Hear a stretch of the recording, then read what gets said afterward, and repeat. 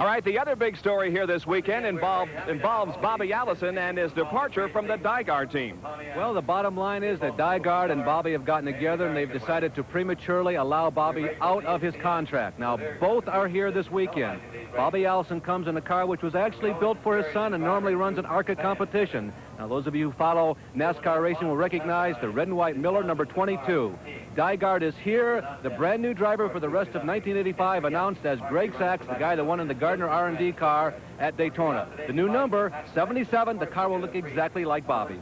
More on this story as we go down to the pit area once again. Here is Jack Arute. Well, thank you, Bob. You've been talking about the Miller American entry for Dygaard Racing. The driver, of course, is Greg Sachs, a modified standout from up north.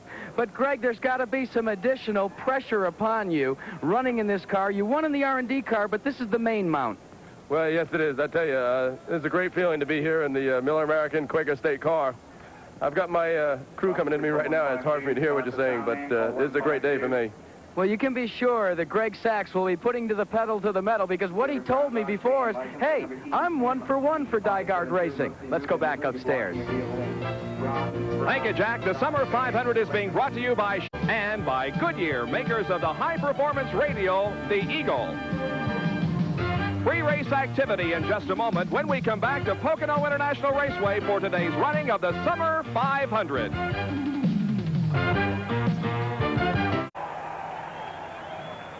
Welcome back to Pocono International Raceway, where the command has just been given to start the engines, and 40 cars roar to life along the pit road. They'll be going out for a couple of warm-up laps and then the green flag for 200 laps around this 2.5-mile racetrack. 40 cars ready to go, and now let's introduce to you the starting lineup for today's National NASCAR 100.0 miles an hour from Clinton to row number 1 will be Bill Elliott from Dawsonville, Georgia, in the number 9 Coors Melling Ford. In row 2, Timminsville, South Carolina, in the Hardee's Ford will be Cale Yarborough, car number 28. Outside of row number 2, from Ellerby, North Carolina, in the Fast Fair Copenhagen Chevrolet, car 55, Benny Parsons. In the third row, car number 44, the Piedmont Airlines Chevrolet, Terry Labonte from Archdale, North Carolina. Outside of row number 3, car number 27, driven by Tim Richmond from Dooley, North Carolina, the old Milwaukee Pontiac. In row number 4, Harry Gant, car number 33, the Kmart Skoal Bandit Chevrolet. Harry's from Taylorsville, North Carolina. Outside of row number 4, Ron Bouchard from Pittsburgh, Massachusetts, the number 47 Valvoline Race Hill Farms Buick.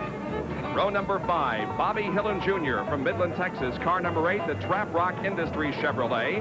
Outside of row number 5, Ricky Rudd, car number 15, the Motorcraft Ford. Ricky's from Chesapeake, Virginia. In the 6th row, car number 3, the Wrangler GM Goodrich Chevrolet, driven by Dale Earnhardt from Mooresville, North Carolina. Outside of row number 6, car number 77, the Miller American Dygaard Buick, Greg Sachs from Mattatuck, New York. In the 7th row, Rusty Wallace, car number 2, the Alugard Spectrum Furniture Pontiac. Outside of row number 7, from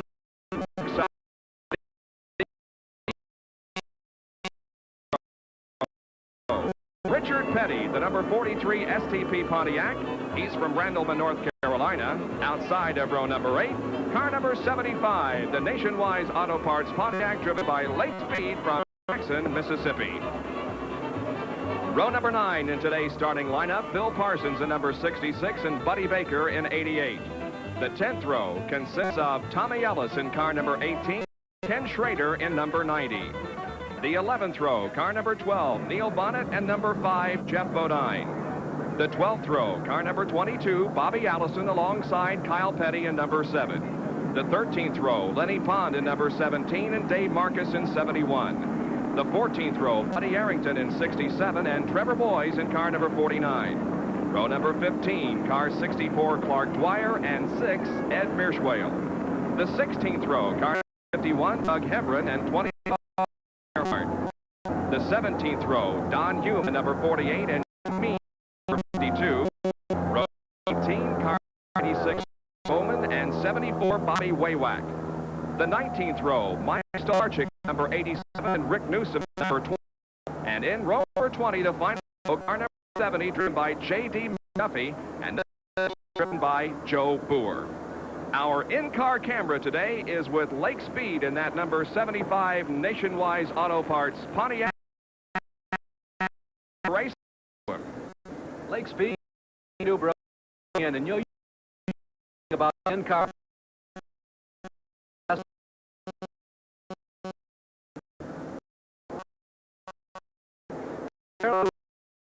Problem cars between us with the car, but coming through really finest pictures we've had, Bob. I'll tell you on some being broad. Should be an because position.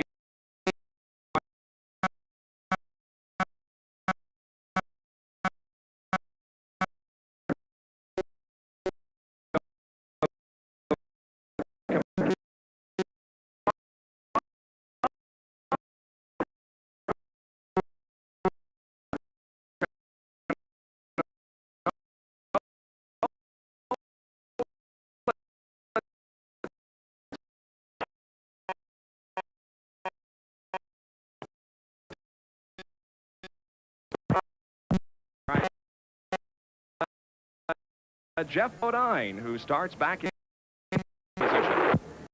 Bodine is Mr. Nuber up in the SBN Tower. You got a reading on us? Sure do, Larry. Well, Jeff, I'll tell you, you got a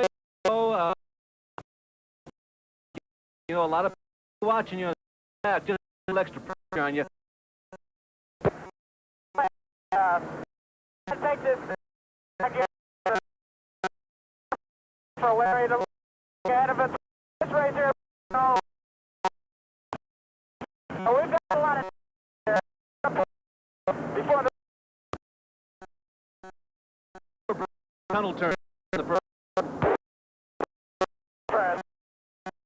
Good luck. Side hit will be bonded in number 20. Is right there on that number 2 American. Well, the cars are now in between turns 2. North straightaway at 1,700 feet in length to be led, of course, race car. However, the out indicating that we could go green around 2-lap race. Of course, indicated use anywhere 4 minutes to 4 and 30 minutes. Field pace should be pulled to the end of the racetrack and headed for the pit area, but yeah.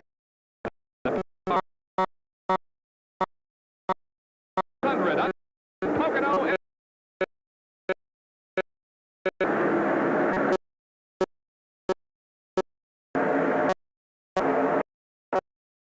way through a mile. Now 18 degrees of banking. Turn 1. The turn is 5 feet of radius. As they come off of corner number 1, it's Darrell Waltrip who has the lead, battling side by side for that second position. It looks like it's Bill Elliott and Cale Yarborough. Waltrip with the slight advantage as they head down the North Pond straightaway, 3,100 feet in length, and now going into corner number 2, called the tunnel turn. It is 8 degrees of banking and 750 feet of radius. Waltrip still leading with Bill Elliott running second, and look at Benny Parsons making it a 3-abreast contest for the second position. Benny Parsons blasts in the second spot, Bill Elliott in third, Cale Yarborough in fourth. Now the leader, Darrell Waltrip, is headed for turn number 3, only 6 degrees of banking.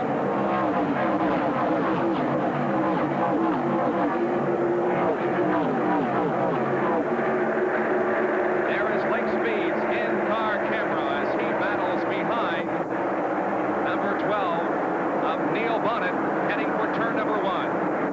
Bob, just some reflections on lap number 1. It was a great start. Everybody stayed in line. You notice that Neil Bonnet was the first one to kind of break ranks and look down to the inside. Nothing happened.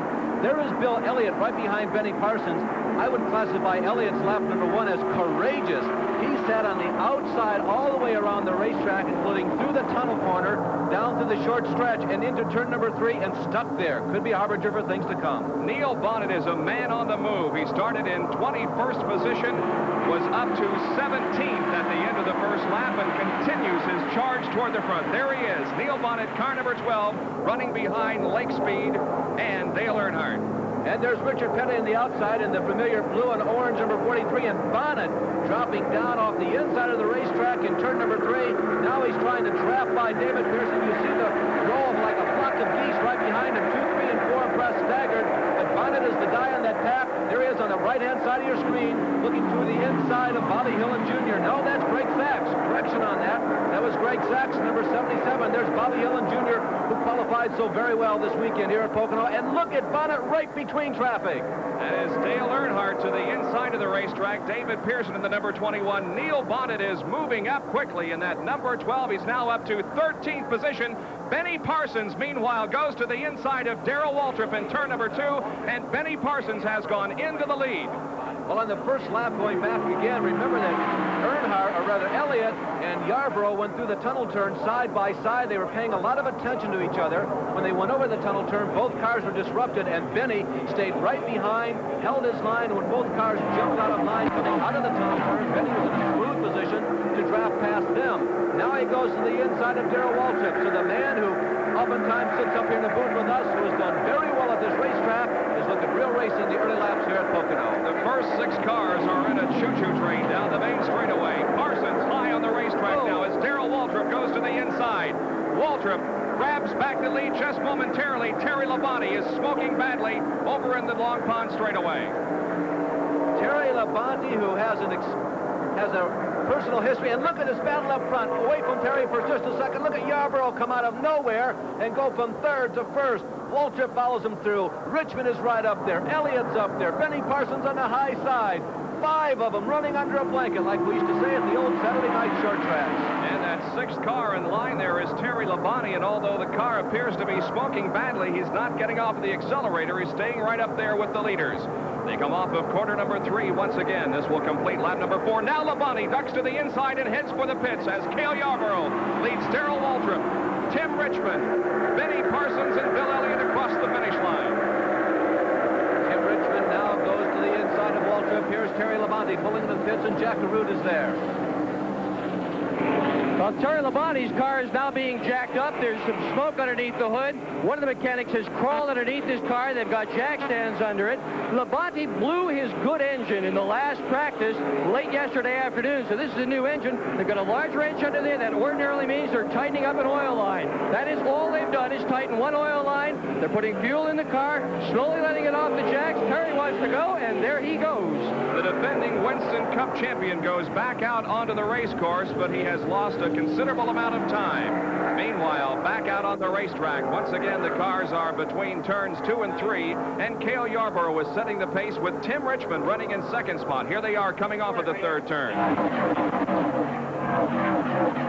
Speeds will reach 170 miles an hour at the end of this straightaway before they have to brake hard going into corner number 1 and the 14 degrees of banking. Cale Yarborough continues to lead. There is Richmond right behind him. Waltrip, the pole sitter, is in 3rd spot. Benny Parsons 4th, and then Bill Elliott. Bob, just an update now on Labonte. He came into the pits. He stopped under green. He did not lose a lap. Remember, it takes you about a minute to go around the Pocono 2.5 miles. Labonte is about 4/5 of a mile right now behind the leaders who you're looking at right now, with Cale Yarborough setting the pace. Labonte remains in the same lap. Now we expect him to go in the vicinity of 35 laps before the first regularly scheduled set of pit stops. So if Labonte can keep from being lapped, here comes Tim Richmond, by the way, while we're talking, going for the lead. Labonte will stay in the hunt for the rest of the afternoon. Darrell Waltrip also tried to pass Cale Yarborough there in turn number 2, but was unable to. But Tim Richmond did get the job done, and Tim Richmond comes around and will apparently lead lap number 6. Richmond and Yarborough are both former winners here at Pocono International Raceway. As a matter of fact, so is Darrell Waltrip, and Benny Parsons, also a win here. There you see Bill Elliott taking a look down on the inside. By the way, 3 other cars have joined this pack right up in the front. The number 15 of Ricky Rudd, the number 47 of Ron Bouchard, and the number 33 of Harry Gant. So far, these 3 guys, plus Benny Parsons, have shown the ability to lead so far today, but the other 3 that I just mentioned are also right there with him. And there is the in-car camera that we have today with Lake Speed. You can see right ahead of him is the 711 Ford driven by Kyle Petty. We turn the camera around and show you what's going on behind him. That is Phil Parsons trailing Lake Speed. And it looked like that Lake got the wheels down off of the racetrack there in turn number 2 just for a moment. Absolutely, Bob. And you also got a good shot of how much the car is buffeted around when it goes over the tunnel turn. There are bad bumps on the inside of the racetrack, and you just have to grin and bear it when you soar over them at about 135, 40 miles an hour. Back up front, it's Cale Yarborough that has regrabbed the lead. Richmond back to second, then Waltrip, and then Benny Parsons. They head for turn number 1 once again. We look for the first series of pit stops, by the way, somewhere around lap number 35, give or take a few laps either way. Cale Yarborough, the number 28, Hardee's Ford, has the lead, with Tim Richmond, who started this race in 6th position, has moved up to 2nd after leading very briefly. We'll be back with more live coverage from Pocono in a moment.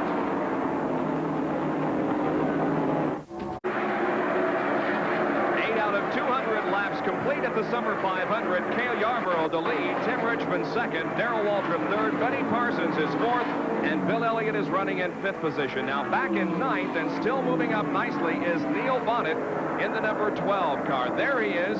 Harry Gant is right behind him. Bonnet has been passing cars at about a rate of 2 per lap, having started back in the 21st position. Neil Bonnet now up to 9th. Well, when we look at Bonnet, you see Harry Gant also in the picture. And just a word about Harry. He's right there. And remember, the last 3 NASCAR races here at Pocono, Harry Gant has finished 2nd, 1st, and 2nd. So Harry Gant knows what to do here at Pocono in order to finish up front. Tim Richmond with a momentary challenge there on Cale Yarborough between the 2nd and 3rd turns here. But Yarborough maintains the lead. This will complete lap number 9. They've pretty much stayed in this freight train or choo-choo train formation now, at least the first 5 cars for the last few laps. There you can see Benny Parsons moving down on the inside of Darrell Waltrip, and Benny Parsons moves into 3rd spot. Waltrip back to 4th, and Neil Bonnet also continuing to pass back of this group. And we watch older bro Benny, younger bro Phil has pulled into the pits. Phil Parsons in the Skoal number 66 Bandit has pulled into the pits prematurely here. The left side of the car goes up. They're working on the tire on the left rear wheel, and I think that Phil feels as though that he had a tire go wrong on him there in the left quarter panel of the race car.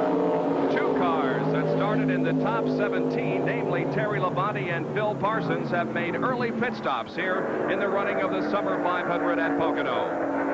Caution flags often at this racetrack, if recent history is any indication, are just no help. There you see Cale Yarborough kicking up his heels in the dust coming out of turn number 3. But remember the last race here, the June race back here in '85, we had only 4 cautions for 11 laps and none until lap number 177.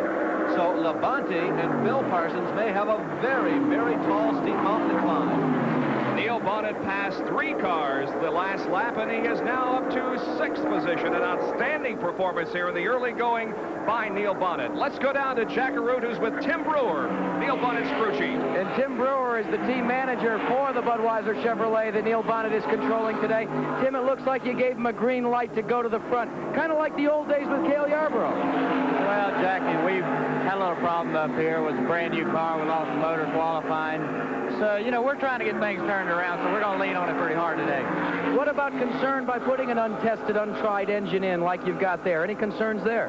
No, we got a pretty good engine staff and all the guys back in the shop, and if we were a little bit leery of it, it wouldn't be on a truck in the first place. So, you know, we've got all the faith in the world, and it's we're going to fire a shot at them. Well, they fired a shot that's been heard so far. Well, the shot is definitely heard by the Junior Johnson crew because Neil Bonnet has just passed Darrell Waltrip. Bonnet now rests in 5th position. Getting way low going into turn number 1. Not only did it kick up dust that time, but you saw the smoke. What happens is when the tires, of course, slip off the pavement, they lose some traction, and it's like a jet landing. When you get back onto the pavement, the tire's going to kick up again, and I think that's probably what happened with Neil right there. Just a wisp of smoke, nothing to worry about. Neil Bonnet running in 5th position. 2 wins so far this year on the Winston Cup Trail for 1985. There's J.D. McDuffie, who is almost at a stall up at the entrance to the pit area. The car moving very slowly. By the way, Dale Earnhardt also made an unscheduled scheduled pit stop just a couple of minutes ago. But McDuffie's car, although it remains moving very slowly, is off of the racetrack and essentially in the pit area, so it will not be a yellow flag display. Dale Earnhardt has moved behind the wall back into the garage area. Cale Yarborough from Timmonsville, North Carolina, South Carolina, continues to lead, and we asked him earlier about his season so far. Sure hope they're over. You know, it hasn't all been engine trouble. We just had a lot of trouble altogether. I think most of it's been just rotten racing more than anything else. You know, just like at Daytona, 4th of July, we tore up a transmission. That's just something that is unheard of, really, almost, but it happened to us. And usually when things go bad, they go bad for a while, and it'll turn around and go the other way, and I hope that's going to happen soon. Cale Yarborough has won twice here at Pocono. This is his 15th start on this racetrack. He leads Tim Richmond, Benny Parsons, then Bill Elliott and Neil Bonnet as they come down to complete lap number 13. Let's go to Jack Arute, who's with Dale Earnhardt, an early dropout of the Summer 500. Dale, not many laps of competition this afternoon. What put you out? Well, you know, this Wrangler Goodrich Chevrolet is running awful good, and we did a lot of work on the engines the last 2 weeks we had off, and Lou and all the guys have been really working hard, and we got a lot of more horsepower than what we had. The thing was running a lot better. Was running along with the crowd, and just waiting for them to get sorted out, and we'd move up a little as we went, and it was running good. With just something broke in the bottom. With all the work that you say you've been doing, could this be a result or a little bit of a look as a result of the changes that were made in the engine rules, literally the carburation rule a month ago? I don't know. You know, we're just having to work extra hard, and you know, I don't know. There's a lot of things could cause it. We've just been working hard. You've got a chance to measure some of the competition out there. Who's the strongest right now, Dale? Everybody in front of me was. All right, Dale Earnhardt and J.D. McDuffie both are back behind the wall out of the race here in the early going as Cale Yarborough continues to lead. And Jeff Bodine has moved up to 6th position. You can see him in that bright yellow and white car, now headed into corner number 1. There he is, Jeff Bodine, who has moved into 6th spot. Jeff appears to be running just a little looser than all the other front runners that time when they going through the turn number 1. Of course, setting the car up looser normally allows you to go fast, and it's something that perhaps the crew wanted to do in the early stages of this race, like prior to the very first lap. Set the car up a little loose, let Jeff move up to the leaders, and then tighten it up and go racing at the end of the race when the track gets slick. Well, we were all rather surprised on Friday after Jeff turned in his outstanding qualifying performance. But unfortunately, in a check after qualifying, the car was declared disqualified because of illegal fuel, and we talked to him about it. NASCAR says Jeff Bodine had illegal fuel in his tank. What's your view? Well, Dick, I guess we had a little too much of that Tiger in our tank. They say the color of our fuel was a little off. It didn't look quite like the straight Union fuel that we're supposed to use. But it is a common practice of all race teams to kind of juice up their fuel for qualifying. Even sometimes in a race, they'll juice up that last batch of fuel they're going to put in for the last pit stop, trying to give their driver, their car, a little advantage with horsepower. It's a shame it happened. We feel like our car was handling good. That's why we got the pole. It wasn't because we had anything special in our fuel tank. But we'll just have to come from the back of the pack to the front and prove that it wasn't the fuel that did it. Well, both Jeff Bodine and Neil Bonnet have proven points here today that you can start in the middle of the pack and be running up in the top 6 within the first 15 laps. Neil Bonnet started 21st, is 4th, and Jeff Bodine started 22nd, is now 6th.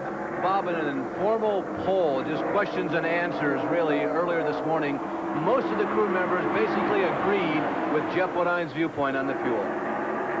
The average speed at the end of 10 laps, 148.270 miles an hour, and the pace continues to be set by Cale Yarborough. As we go once again to the in-car camera and Lake Speed, we'll be back with more in just a moment.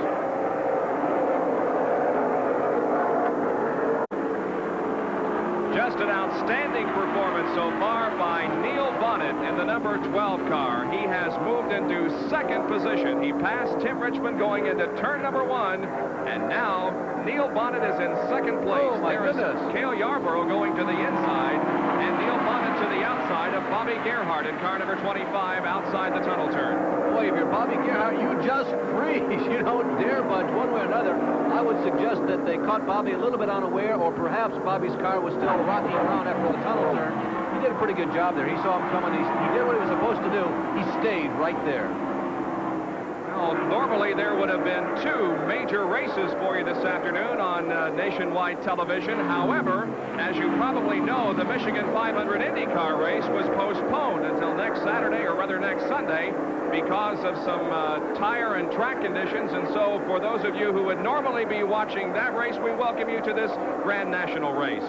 Back in the pack, it's Jeff Bodine, or rather Darrell Waltrip and Ron Bouchard battling out there on the racetrack, and Ricky Rudd is on the outside in this 3-car battle. Now that is guts football, going down the long pond backstretch, going toward turn number 2. Let's see what happens. Oh, they all fall down in the single file. Whoops, over the bump.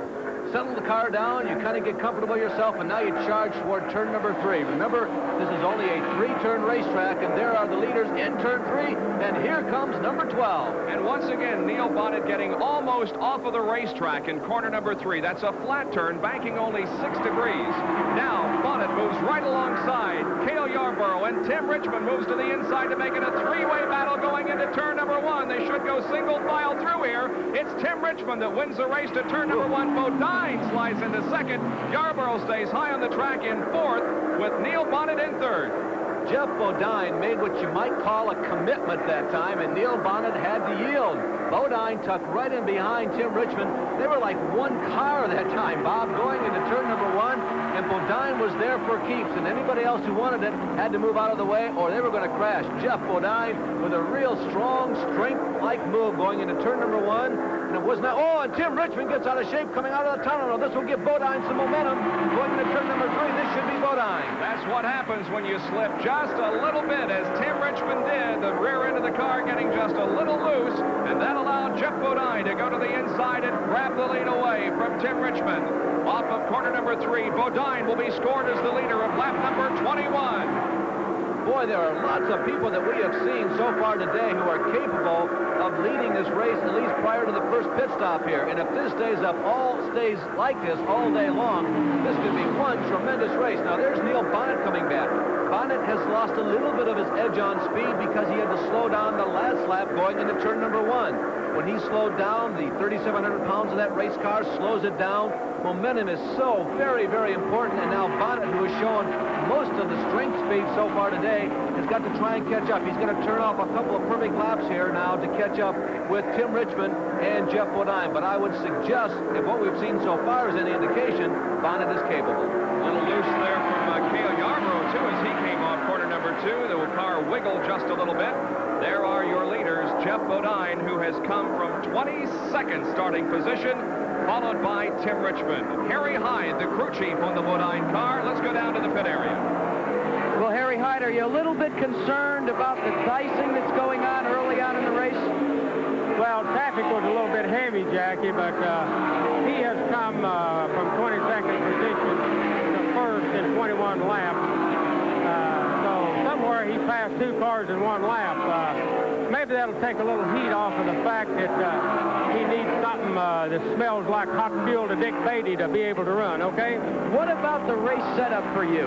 Did you go to anticipate it getting hot and loose like you did the last time, or have you gone a little more conservative? No, I left the setup all to Jeff Bodine. I have to give him credit for the driving, the smoothness.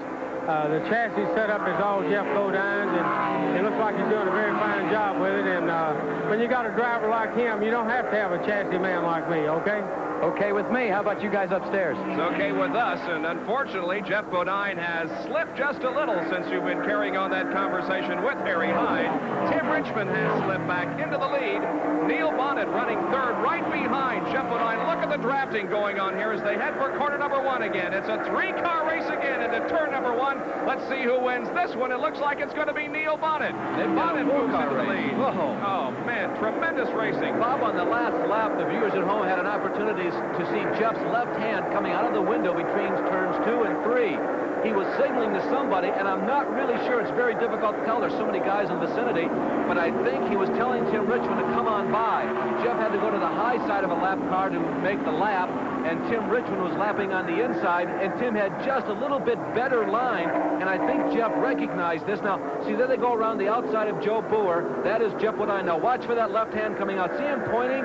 He's either waving to Joe Boer saying, thanks for the line, but it looks like he's pointing, and I think that he's telling Tim Richmond, yeah, you got me. I've seen you lap on the inside. Why don't you lead us into turn number 3? Well, Jeff has jumped back into the lead as Neil Bonnet and Cale Yarborough run side by side for second. They're followed by Richmond, Bill Elliott, and Benny Parsons. And now Tim Richmond moving to the inside, making it once again a 3-car side-by-side race into corner number 1. That inside line looks like it's a fastest. Oh, Timmy! Oh, Tim Richmond just a little bit out of shape, but hanging on. Second position battle with Neil Bonnet. Well, you keep calling it a 3 or 4. It looks like about a 6 or 7 car race. I'll tell you about. They go into turn number 1, 3 abreast. These guys are really doing an excellent job because this is a tough racetrack. You cannot set the car up like you can on a high bank racetrack. Well, the crowd has not sat down since the drop of the green flag. They're seeing tremendous racing, and we'll be back with more of our live coverage in just a moment.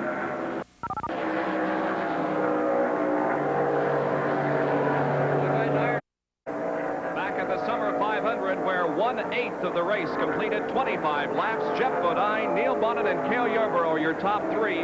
Running back in 16th position, Lake Speed, with our in-car camera running right behind Bobby Hillen Jr. Bob, they're running in about 16th or 17th position real quickly outside of those first 6. Harry Gant, the number 77 car, Greg Sachs is there, Ricky Rudd, and then in 10th unofficially, Darrell Waltrip. So Lake Speed carrying our in-car camera headed for the tunnel turn. And we thought you would be interested in knowing a little bit about the in-car camera. Since the Southern 500 last year, ESPN has utilized an in-car camera for most of our NASCAR telecasts. The camera is not only able to show you action as the driver sees it, but also pictures from both sides and behind the car. And when we were with Kyle Petty at North Wilkesboro earlier this year, you saw things that you wouldn't ordinarily see from our other cameras. The car cam that we utilize is a product of a company called the Vision Group, headquartered in Pompano Beach, Florida.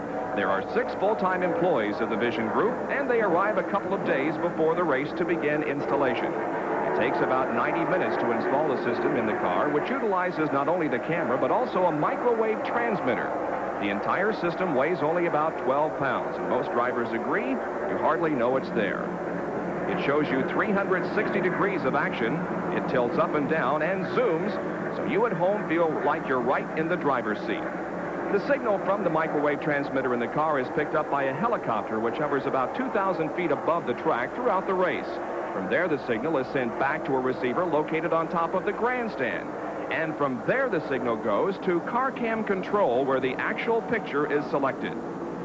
CarCam was developed and perfected by Stephen L. Freed, who founded and was the president of the Vision Group.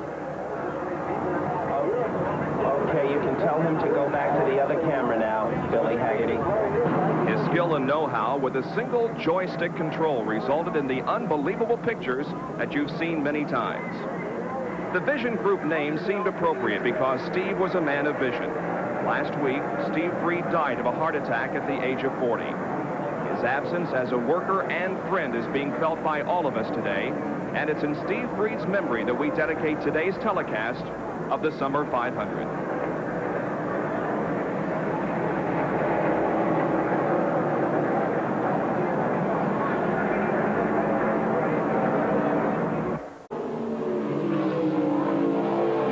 At Pocono, and Tim Richmond, who was an early leader, has just made a pit stop. It was a quick stop. He's back out there on the racetrack, and we've completed about 30 laps, and it's a little questionable as to whether that was a routine stop. It appeared to be routine, except a crewman jumped inside the car or leaned inside the car and jacked the weight around in the right rear, but I think it's too early to go with just 2 more stops. Tim may have to do 1 extra unless there's a yellow. Perhaps more on the situation from Dick Bergeron. Dick? Well, Bob, Larry Newber was absolutely right. It is too early to come in for a routine stop, and this was not a routine stop. Tim thought he had a right side tire going down. They changed both right side tires, put the fuel in it, and he's back out again. All right, the average speed is up to 147.541 miles an hour. Jeff Bodine is the leader of the race. He has about a 1.5-second lead on Cale Yarborough. Running in third spot is Neil Bonnet. Fourth is Bill Elliott, and fifth is Benny Parsons. Sixth, Harry Gant. Seventh is Greg Sachs. Eighth is Darrell Waltrip. Ninth is Kyle Petty. In 10th position is Richard Petty. 11th belongs to Ricky Rudd, and in 12th spot is Ron Bouchard. And the next group, Lake Speed, Bobby Hillen Jr., David Pearson, Rusty Wallace, Dave Marcus, Bobby Allison, the number 17 of Lenny Pond, and 88 of Buddy Baker. All those guys are on the same lap with these guys, but at least a half a lap behind, maybe as much as 3/4 of a lap behind the leaders. And Jeff Bodine is showing us something this afternoon. Yeah, and his words are speaking for themselves, because he said he had the fastest car, and although he was disqualified, he has come from 22nd position.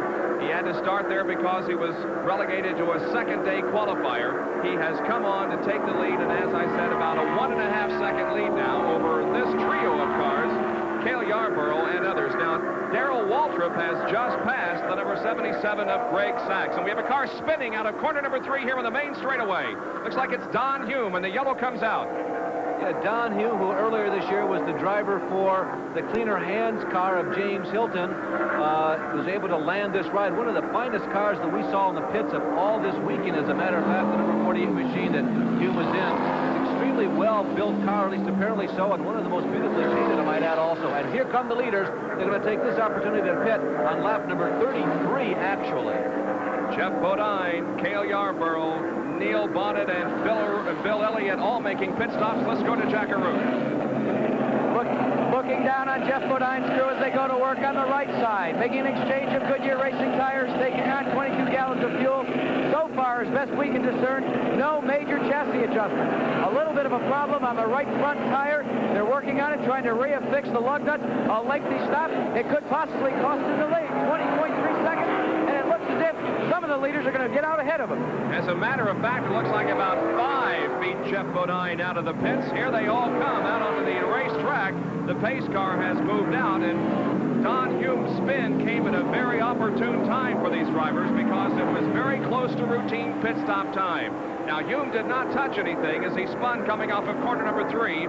He moved into the pit area, made a stop, and he, too, is moving back out onto the racetrack. This is also a break for Terry Labonte. Remember, we mentioned earlier that he's going to be about a half a lap behind unless there's a yellow flag early. He can catch up. That's happened. So with the yellow flag displayed for the first time because of Don Hume's spin, we'll take this break and be right back to Pocono.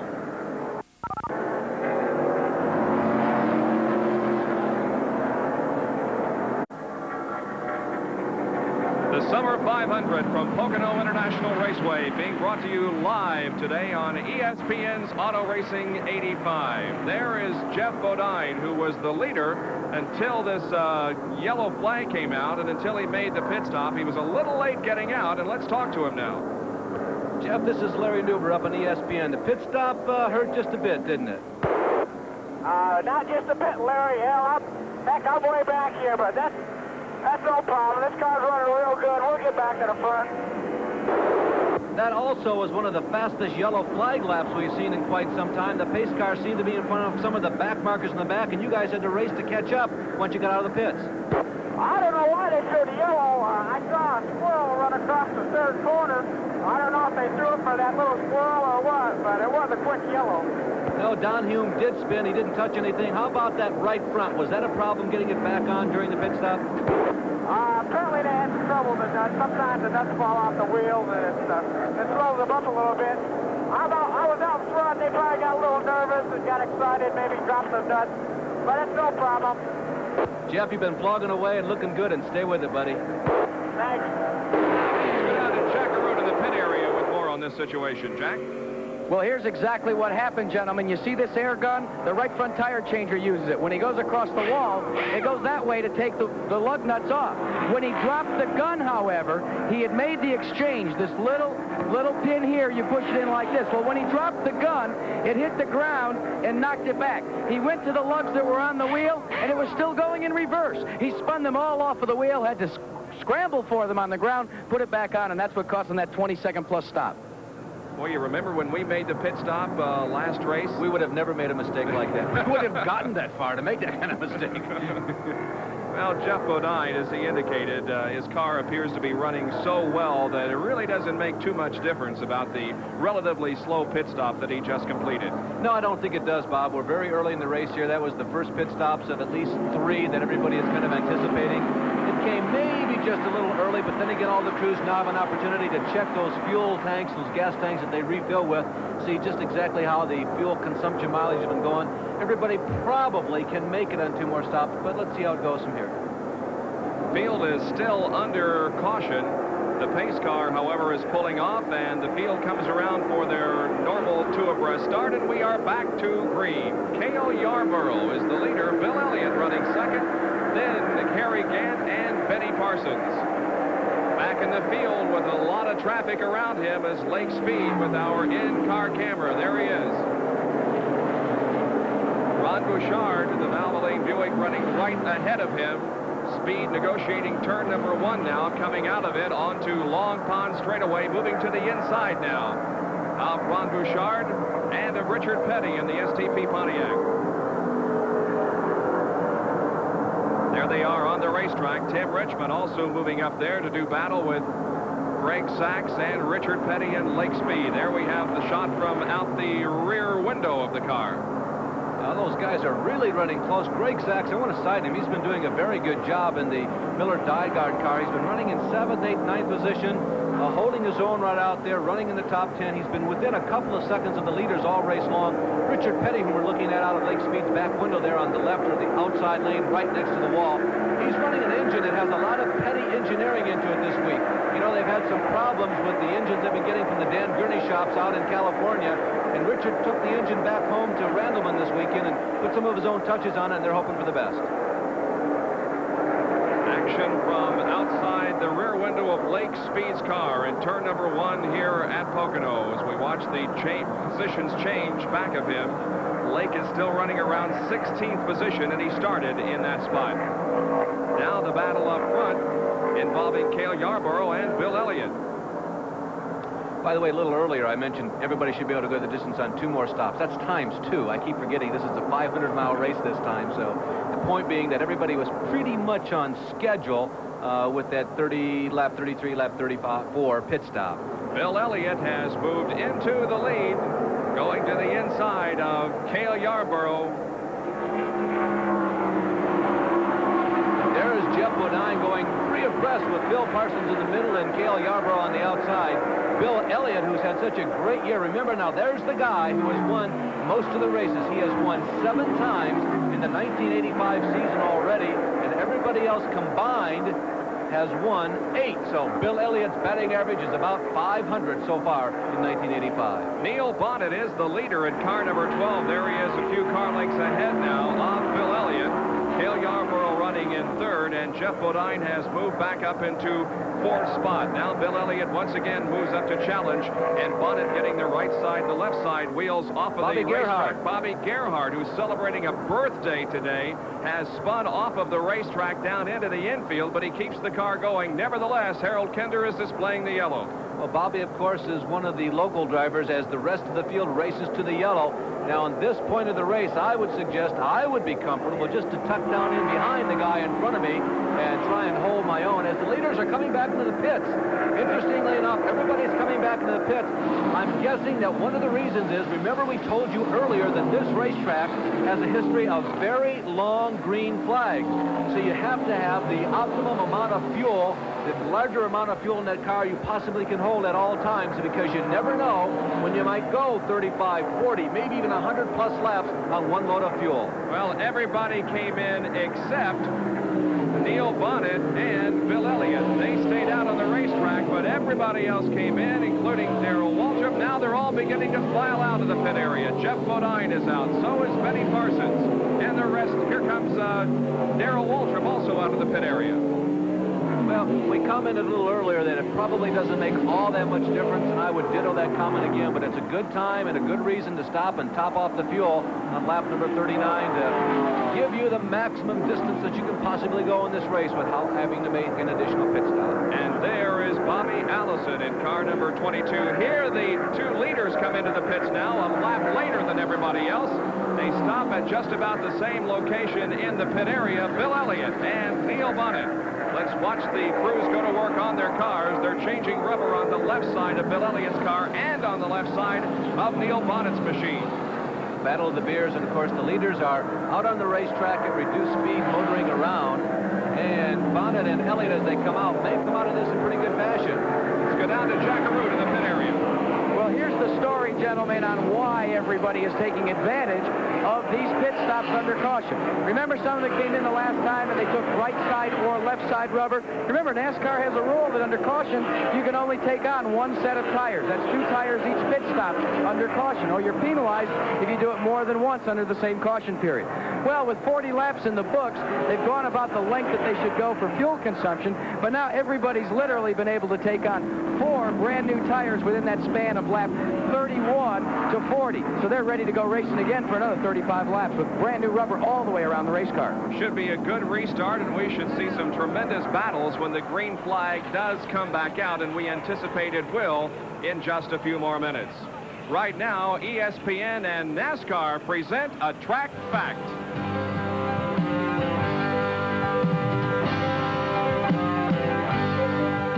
Motors are the lifeblood of a Winston Cup Grand National stock car. And on the tour, if you're going for the victory, you'd better have more than one. The top teams on the circuit will bring as many as 4 engines to a race, built specifically for the task at hand. One will be in the car during practice, and they'll use another one during qualifying. They'll pull that engine out after qualifying and put in their race motor, which is built specifically for 500 miles of racing on a Sunday afternoon. Of course, they'll carry a spare. At $16,000 to $18,000 a copy, you're talking about $65,000 to $70,000 worth of horsepower. This track fact has been brought to you by Levi Garrett Chewing Tobacco. Time after time, the quality comes through. We'll be back with more of our live coverage of the Summer 500 from Pocono International Raceway right after these messages. Back at the Summer 500 in Pocono, 40-lap average speed, 139.969 miles an hour. We've been slowed about 10 miles an hour in the last few laps because of the 2 yellow flags that we have had. We have now completed 43 laps. The leader is Tim Richmond. Running in second position now is Neil Bonnet, then Harry Gant and Jeff Bodine. Now, Dave Marcus was running up there in second position, but he has lost a couple of positions in the last few laps. Marcus, who did not lead a lap and was in second spot for a while. Okay, there are the leaders. We're zooming in on Harry Gant in green and white number 33. Just a word about Harry Gant. I got to tell you something, Bob. I'm not really sure that I'm not really ready to say that he may be the favorite in this race at this point. I'll tell you the reason why. They have been having very good luck. No, it's more than luck. Well, maybe luck plus a lot of skill in the engine compartment so far in the 1985 season. Remember, we told you that he had finished second twice and won a race here the last 3 times at Pocono. If Gant finishes in this race, I can guarantee you he is going to be a significant factor. He may be the guy to remember and to click on in your brain. He may not be as spectacular as some of the other people here in the next few laps. Bodine has been very fast, has looked very good. Tim Richmond's having a good day. Neil Bonnet's having a good day. Waltrip showed some strength earlier. But remember Harry Gant. Bonnet is having an excellent day, I think you could say. Started 21st, now running in second position. He was relegated to a second-day qualifier, and we talked to him about his engine problems. Neil Bonnet, the last time you had a brand new race car, you won the race. You've got a brand new race car here in Pocono. You going to win the race again? We're going to make a run at it. This is an awful good race car. And we came up here for the first race this season with a little short track car. Thought it would be what we needed to get across these short chutes, and we found out we needed some straightaway speed too with the super speedway cars. So they went back, they built the car that's got a little bit of short track built in it, the handling, and it's also got a very good body on it, so we should be in good shape. He's in very good shape at this point, tucked in right behind Tim Richmond as they go into turn number 1. That's Richmond, Bonnet, Bodine, and Benny Johnny Parsons, who has also stuck right up there at the front end all the way so far, 45 laps. There is Darrell Waltrip, who has been running about 10th position. That's round figures for most of the last 15 or 20 laps. He runs competitively. You never know about Darrell Waltrip. He's doing battle right now with Ricky Rudd. He's a very crafty racer. But Jack Arute, you say there might be some concern in that pit area? There's a great deal of concern, Bob, especially as it applies to how the engine temperature is going. They're concerned that maybe the car's running just a little hotter than they'd like. They've taken a look at it and huddled each and every time under caution that the car's been presented on pit road. The question mark, though, to them is how best to solve the problem. Do they open up some holes to get air, or do they just use this and squirt some water towards it? They don't know yet. They'll make the decision very shortly. Back out on the racetrack, Neil Bonnet has passed Tim Richmond to go into the lead once again. And I'll tell you, these first 7 cars are running nose to tail and side by side all the way around this racetrack. Here they come off of the first corner onto the Long Pond straightaway. Neil Bonnet going to the inside now, trying to break the draft, staying in the lead. Richmond pursuing along with Bodine. On that temperature situation with Waltrip, remember that drafting, except on the long straightaway here in Pocono, is not as much of a factor it is on the super speed. And we got trouble. Don Hume, I think, has hit the wall this time. No, I don't think so. He just barely missed it, Bob. What a violent-looking spin, though, and it looked like the front end was scraping along the outside wall, but apparently no damage. Well, he came very close if he didn't hit the wall, as close as you can come. That's Don's second spin in the race today. The yellow has come out once again. Hume gets the car rolling once again and is coming toward the pit area, and so are the leaders. Almost everybody coming in for another pit stop. 47 laps completed here. We watch Darrell Waltrip come in, and we'll see now the steps that are taken to try to cool the engine in this car. You can see Junior Johnson himself right there trying to do work on the hood, and Jack Arute is right down there. Neil Bonnet pulling out. Jack, what's going on down there? Problems, gentlemen. They're having problems getting the hood up. They've accomplished that. Now they're trying to put the water to the radiator and into the system, trying to purge the system and cool the temperature down. It's running very high, and Darrell Waltrip is simply shaking his head inside the race car.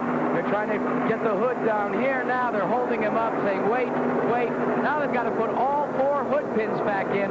This won't be as costly because it's under the luxury of caution, but you can be sure that Darrell Waltrip is none too happy about the situation. Junior Johnson doing his own work down there on that car as he tried to cool down the engine. Now Waltrip pulling back out onto the racetrack.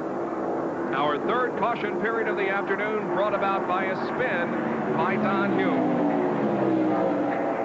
There is the pace car that has come onto the racetrack, but it has not picked up the leaders as yet. We'll be back with more of our live coverage of the Summer 500 in just a moment.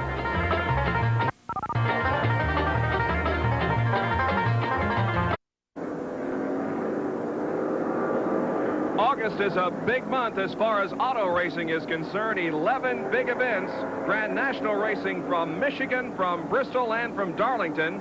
The Austrian Grand Prix and Dutch Grand Prix from Europe, and then kart races involve those at Elkhart Lake, here at Pocono, and we also have drag racing and the IMSA series. Join us for all of the best in auto racing during the month of August, and of course, every Thursday night at 7:30 on ESPN, we host Speed Week, which brings you up to date on all the news from the world of motorsports. I think there are more campers and infield visitors this time here at Pocono than any time I've ever seen. Well, we've said it before. We experienced it last year. This is really one of the real party spots for infield fans of racetracks around the country. Once again, the shot from the in-car camera. Neil Bonnet is right behind Lake Speed in the Nationwide Auto Parts car. We are under yellow. And there is the Junior Johnson pit, where they are continuing to discuss the overheating problem that Darrell Waltrip is experiencing. Well, Jeff Hammond there on the right, Junior, of course, on the left.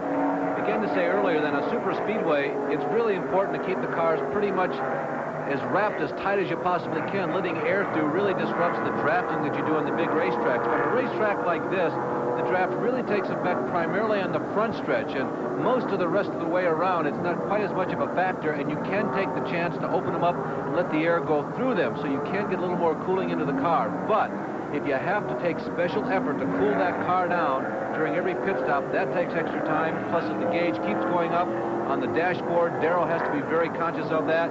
Probably can't run as fast as he would really like to all race long. Dick Berggren in the pit area. And Richard Petty is in the pit area, and once again, his hood is up. In the last 2 days, Richard Petty's team has changed the engines in this car 4 separate times.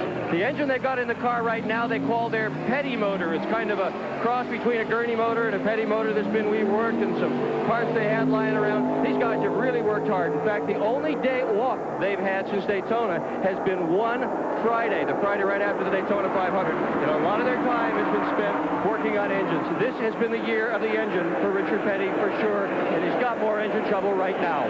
The green flag has come back out, and the Summer 500 resumes. Look who's in front. It's Greg Sachs at number 77, the winner of the Firecracker 400 not too long ago. Let's see if that car is as dominant here today as it was in that race. As we told you earlier, Dick followed up on that engine in Richard Petty's car is sort of a hybrid. To be specific, there are Petty cylinder heads and an oil pan on it. The engine was redefined down in level cross, and it's kind of an experimental thing, but they have had all kinds of bad luck. They've been unhappy with the performance of the engines they've been getting from California, and so they've tried a little bit of an individual expression. Speaking of individual expression, there is David Pearson taking the lead temporarily. They've tried a little bit of that individual expression under the Petty hood this weekend. Pearson going into the lead. Meanwhile, we're at Lake Speed, and look at him work the steering wheel and the accelerator. He's got it all the way to the floor now as they go over Long Pond straightaway, and you can see Neil Bonnet pulling away from Lake Speed, and Jeff Bodine going to the inside and also passing Lake. Well, they've done pretty well in their series of pit stops. Little sparks coming out from, I think it was Neil Bonnet's car. You saw the car scraping bottom just momentarily, going over the ripples there at turn number 2. There is Greg Sachs right directly in front. Jeff Bodine on the inside. Lake says, I think that number 5 is running just a little faster. I'll tuck down behind him as we go around turn number 4, then down the long front stretch. Maybe I can gain a little bit of ground. They come again through turn number 2. There's the bumps. Oh, and he bangs into. Greg Sachs just touches him. And I'll tell you, at 130, 140 miles an hour, just a touch will really upset the car. And look at what it cost Lake Speed, as both Harry Gant and Bill Elliott were able to sneak by him. Boy, it happens really quickly. You can see as we were watching out the front window, it looked like that the number 75 of Lake Speed was all set to just follow Jeff Bodine through. Everybody knows how fast Jeff has been.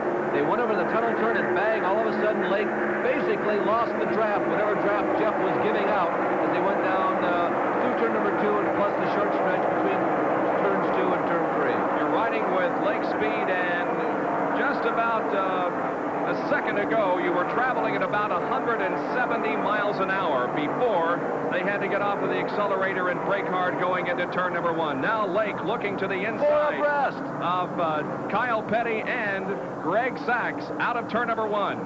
Boy, it really gives you a great idea of what these guys are going through. Here's that bump again. Bang, bang, bang. You have to kind of take a big, deep breath and then regather everything, including your own senses, after you go through that bump. But you can see how closely they're running, and it really gives you an idea how good of athletes in terms of hand-eye coordination these guys really are. Well, we'll take a look once again at how the car can get upset as it goes over the tunnel turn. There you see Greg moving down on the inside, and Greg and Lake, if they didn't touch, I'll tell you, that's about as close as you can come without touching. To tell you the truth, I didn't see any scuff marks either on Greg's left rear or Lake's right front after that little incident, so maybe it was just terribly, terribly close. Back up front, it is car number 12, Neil Bonnet, the leader. Running in second position is David Pearson. Third is Jeff Bodine. The average speed at the end of the first 50 laps of fourth of the race, 131.810 miles an hour. An interesting story from David Pearson this weekend. He has announced that he will be leaving the Haas-Ellington team at the end of this race. He'll have his own team next week for Talladega. Let's go down to Jackaroot. Well, we can give you the inside story on what's going to happen with David Pearson. Here's the situation.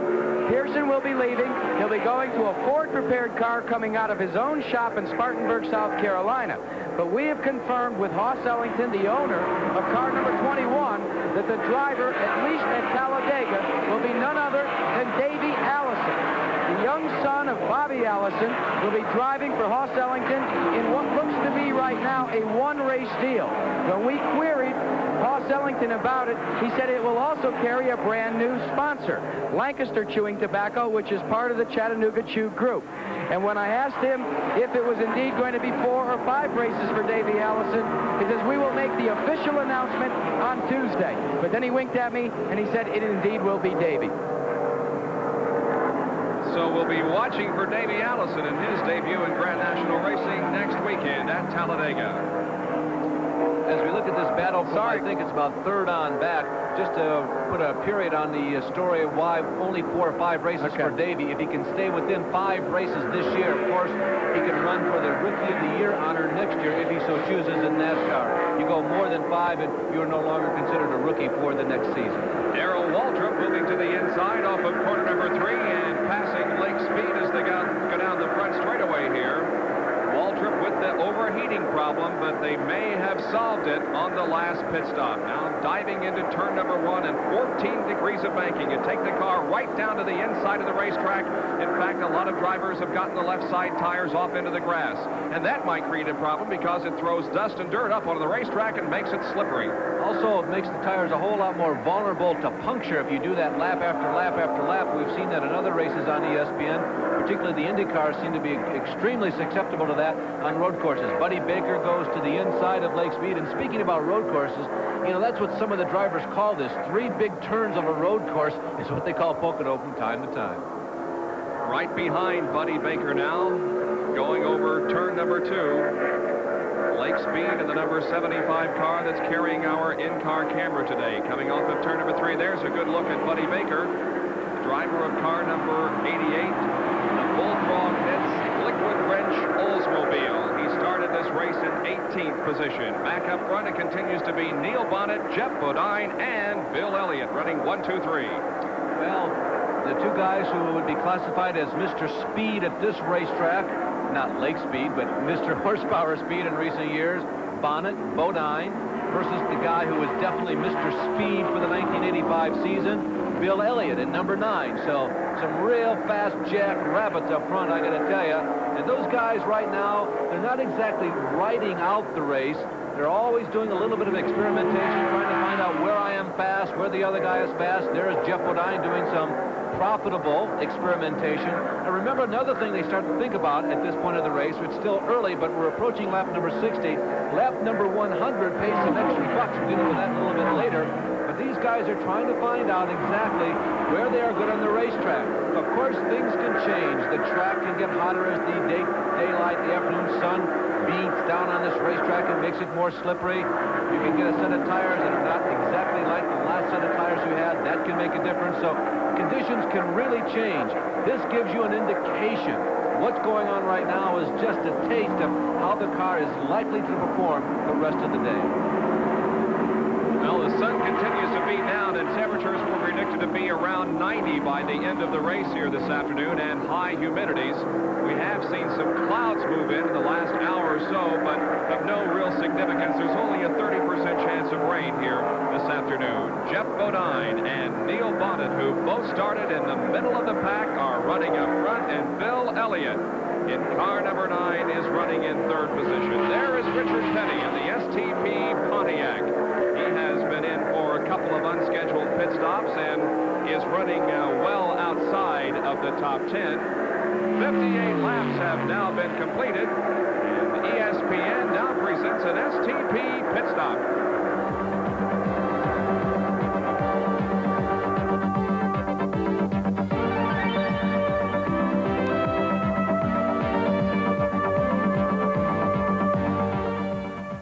This is another STP Pit Stop. I'm Larry Newber. We're coming to you today from the showroom of the Petty Curb Racing Garage in Kannapolis, North Carolina. You know, Richard Petty has won 200 Grand National races, still counting, and he has competed in almost 1,000. But I was wondering, Richard, do you remember the first one, any pressure that was involved in it, or any trepidation about entering it? Well, you know, I turned 21 years old, and I went over and asked Diddy if I could borrow a car, and we fixed up a car and went to Columbia, South Carolina, and you know, that was the first race that I'd ever run. In fact, I'd never been on a racetrack before. Richard, from birth, you grew up in a racing environment, but did you ever consider doing anything else? Not really. When I went to high school, I played football, baseball, and basketball. Come home, worked on a race car, and figured that's what I'd always do. And then when I got old enough, I just started driving. Do you remember who won the race and who you raced against? Well, we raced against Fireball Roberts and Bob Wilburn. I think they ran side by side all night long, and I think Bob Wilburn wound up winning the race, and we wound up 6th. Do you miss the dirt? I really do. I think that everybody that's run dirt really enjoyed dirt. It was real hard on equipment and hard on the driver and stuff, but I think the driver got more of a thrill running on dirt than he does on asphalt. Well, I guess the two most visible trademarks are the color petty blue, which has become to be called petty blue, and the number 43. Did you just pick those out of the air or what? Well, the numbers came about because my father had 42. He picked it off a license plate when he first started, and I tried to do him one better with 43. And the color came up one time when we got ready to paint the car, and we didn't have enough white paint or enough blue paint or any color, and we just poured a bunch of white and blue together, and it came out that color. Well, this has been Richard Petty reminiscing about the early days of stock car racing. This has been another STP Pit Stop. I'm Larry Newber.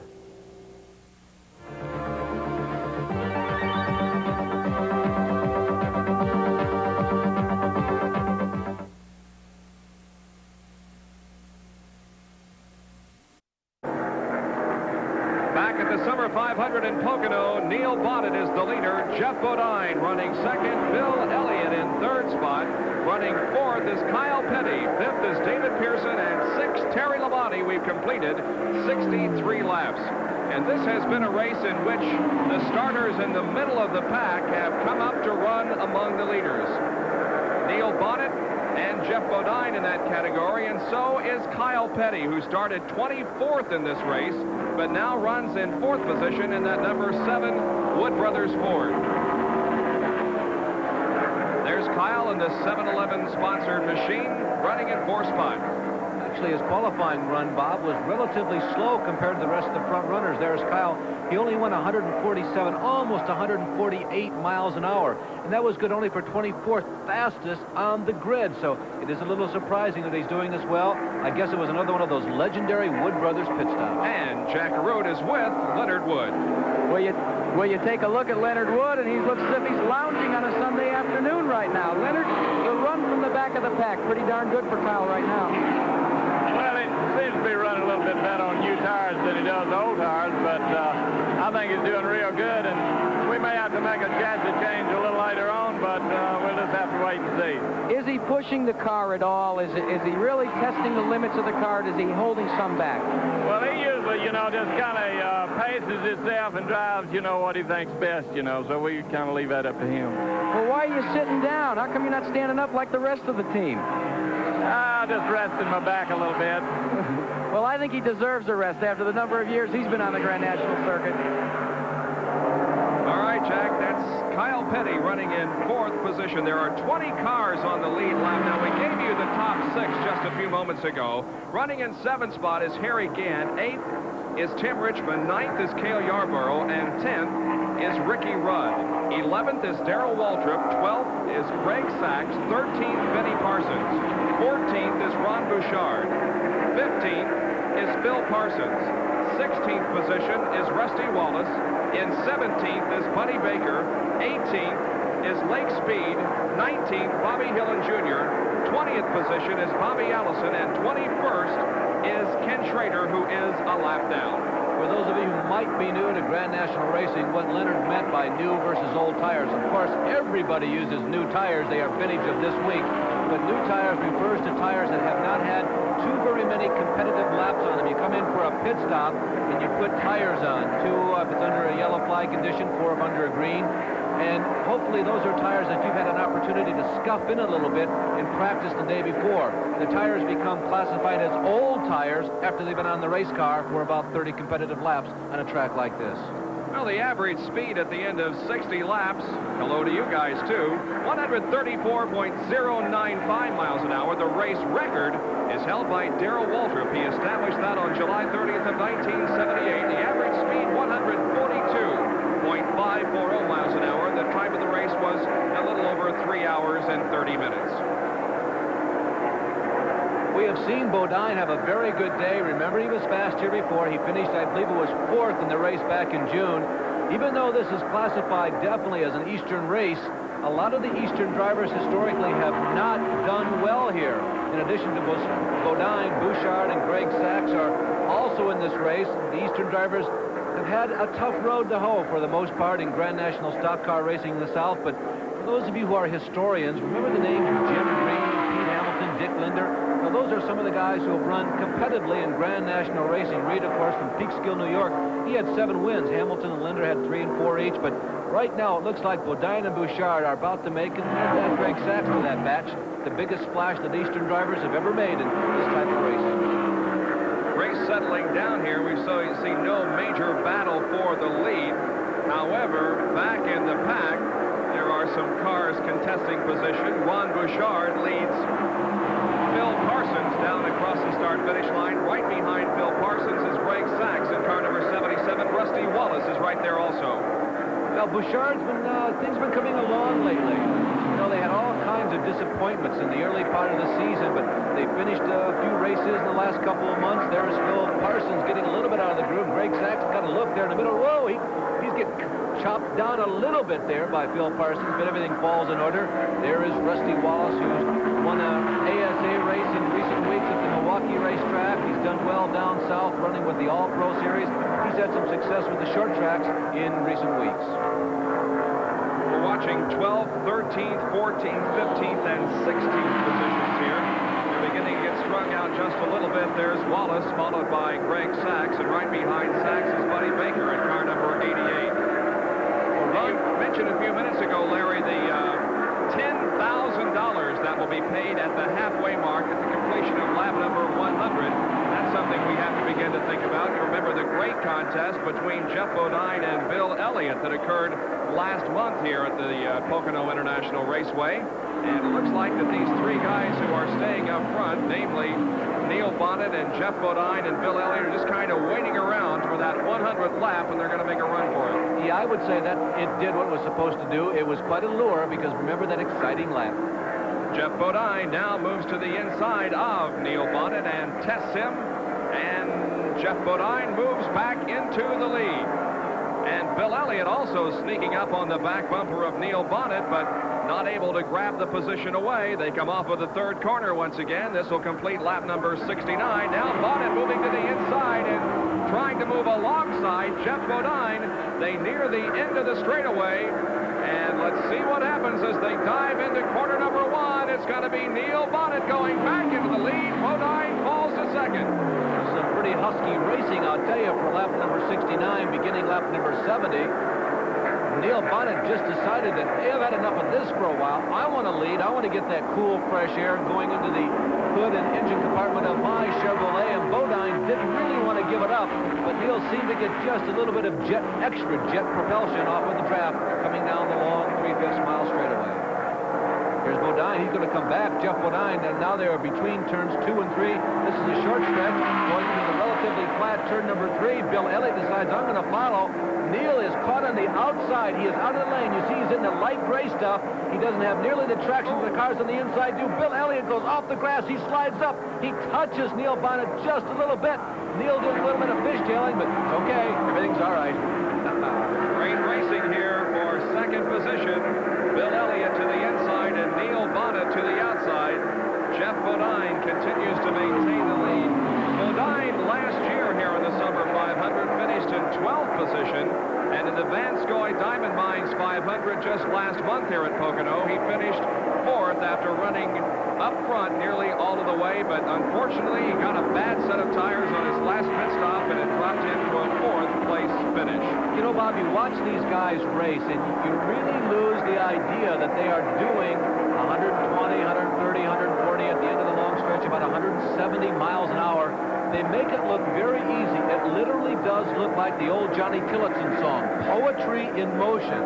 But I can only tell you, and you get just a touch of the feeling of that by the in-car camera in Lake Speed's car, it's very violent out there. Things are happening very quickly. Even though the wall goes by fast, but not rapidly fast, as you're watching at home on the television, see this long telephoto lens shot coming on the long stretch.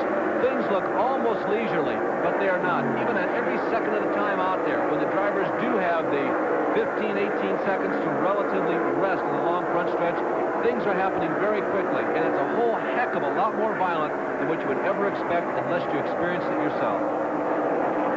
Running back just outside of the top 10 is Ron Bouchard from Pittsburgh, Massachusetts, in car number 47. That's the Valvoline Buick, owned by Jack Beebe, and the crew chief on the car nowadays is Jake Suitcase Elder. And there is a little bit of talk down in the pit area this weekend about the Buick for 1986. Now, they claim that the car isn't as aerodynamic in 1985. Here's Jack Arute with more on that. When NASCAR first downsized their automobiles in 1981, Buick was the hot setup on the circuit. In fact, they won 2 consecutive manufacturers' championships on the Winston Cup Trail. In 1983, however, the story was Chevrolet, due to its more sloped nose and riding a little bit lower to the ground. In 1984, well, we all know the story has been Ford Thunderbird. Why is the Buick not as competitive as it was, let's say, in 81 and 82? Well, there's several reasons. First, the nose has remained basically the same since 81, while other cars have gotten more rounded. It's like pushing a plow through the air. The back glass is also a cause of concern because it's such a sharp angle as the air comes off the back glass and heads back towards the rear spoiler. Most of the Buick racing teams, however, are smiling lately due to some exclusive photographs that we've received that show that in 1986, Buick may be indeed the hot setup. As you see, the nose is more rounded, it's sleeker, it looks more like the Ford Thunderbird. The grille area has also been reduced, and that design modification should help produce less drag. But the most dramatic change comes in the rear window design. The 86 Buick will incorporate a sloped window, thus allowing a cleaner and more aerodynamic flow of air. And from these photos, it looks like the rear side windows might be just a tad too large. But we've learned that Buick will offer a special Grand National design option that'll drastically close them up. And when you look at this rudimentary drawing, you can see how the 1986 Buick will look in race trim. Based upon this information, we think 1986 might just be another year when Grand National teams say, wouldn't you really rather have a Buick? And that design is quite a bit different from the Buick that you see on the racetrack right now, driven by Ron Bouchard. A tremendous crowd on hand here this afternoon for the running of the Summer 500. We're glad you're with us. We'll be right back on ESPN.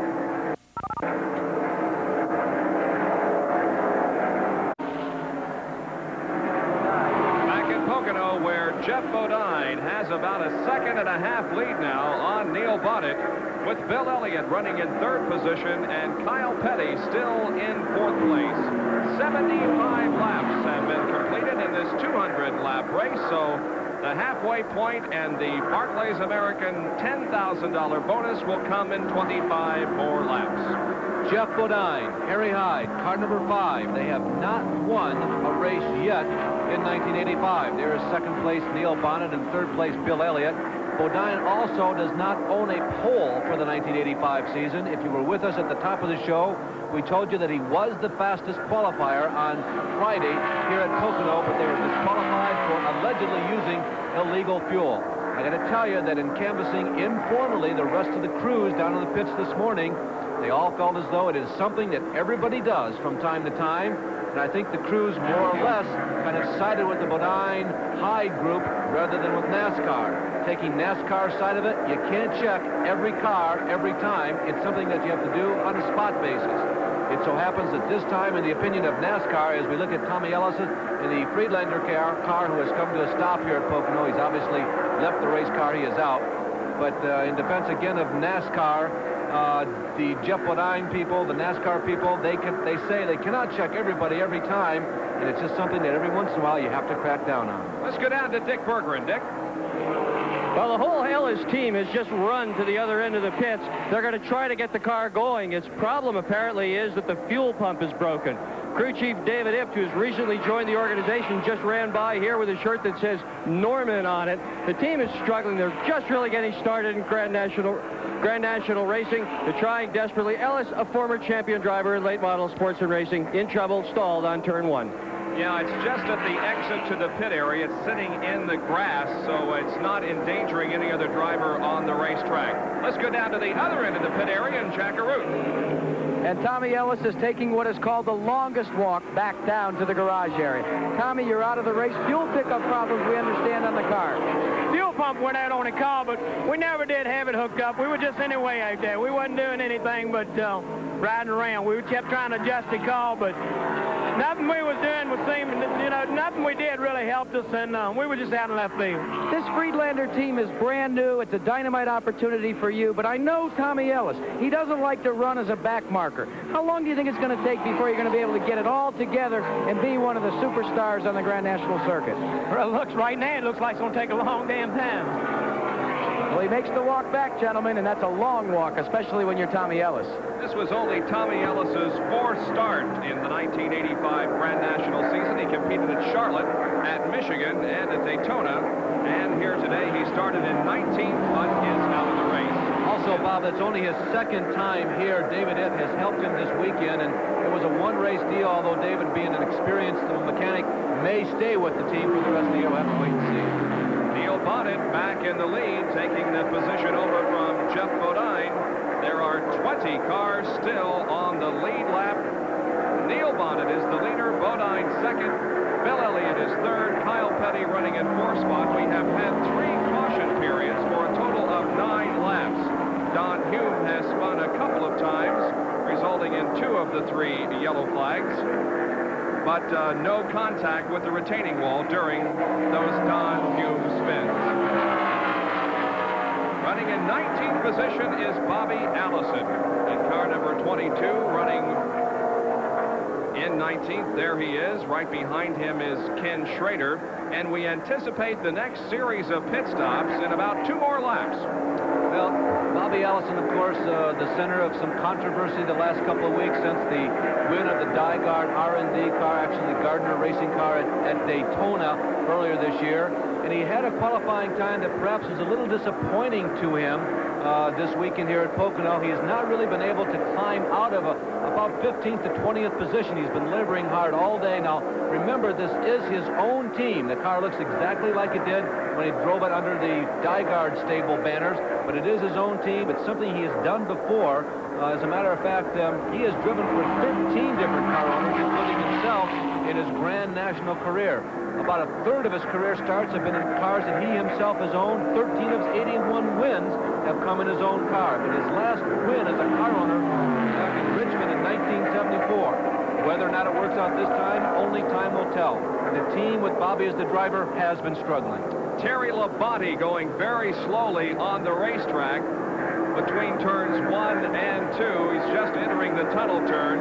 Terry Labonte's made an early pit stop, but the car was smoking very badly. We thought they had the problem corrected, but obviously something has gone wrong here with Terry Labonte's car. He's pulling it to the grass, to the inside of the racetrack. Yeah, I don't think he thinks Bobby can get all the way around. By the way, I'd like to make mention of Lisa Meal. Steve Meal is one of the crewmen on the Terry Labonte car, and we understand that Lisa, his wife, was involved in a very serious automobile accident within the last week and suffered serious head injuries, some plastic surgery, but she's at home recovering, watching the race. And Steve and the rest of the crew, Lisa said to say to you, hey, keep going for it, babe, because we are.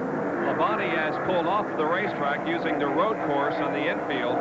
Terry Labonte appears to be out of this race. Neil Bonnet continues to lead, and Jeff Bodine continues to run in second position. We'll be right back with more from Pocono International Raceway.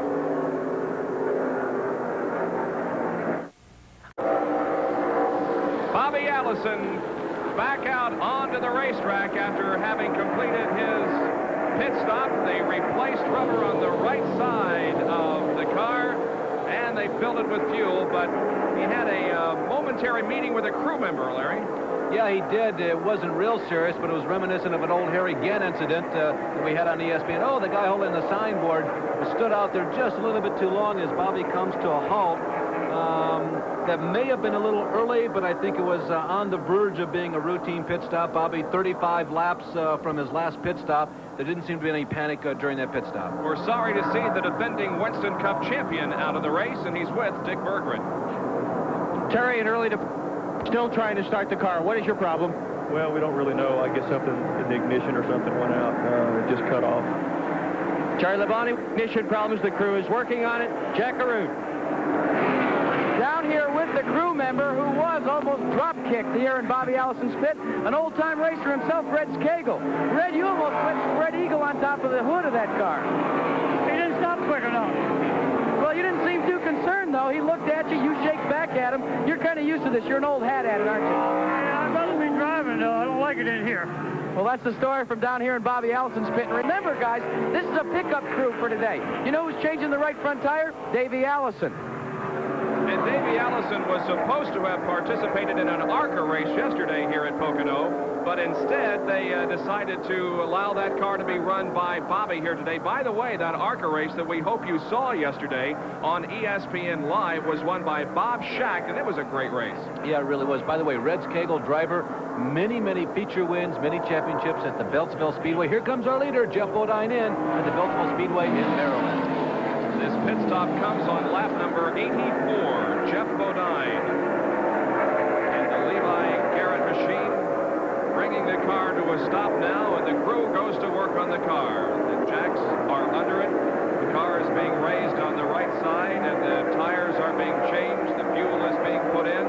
The clock continues to tick off. 13, 14. It's a good pit stop. It really is. 14.1. Remember, his last stop was over 20 seconds, so he did a very fine job this time. Well, high teens or 20s is normally the mark of acceptability of a pit stop, but if you can get below 16 seconds, you've turned in a good one, and that was a good one. Now, if we remain green flag during this next series of pit stops, which are obviously coming up, Jeff Bodine should come out easily on top of all the other front runners. And, of course, Jeff is watching for that 100-lap mark, which will come 15 laps from now. He'd like to be in the lead because the driver who leads that lap will earn $10,000 bonus dollars. Neil Bonnet also comes in.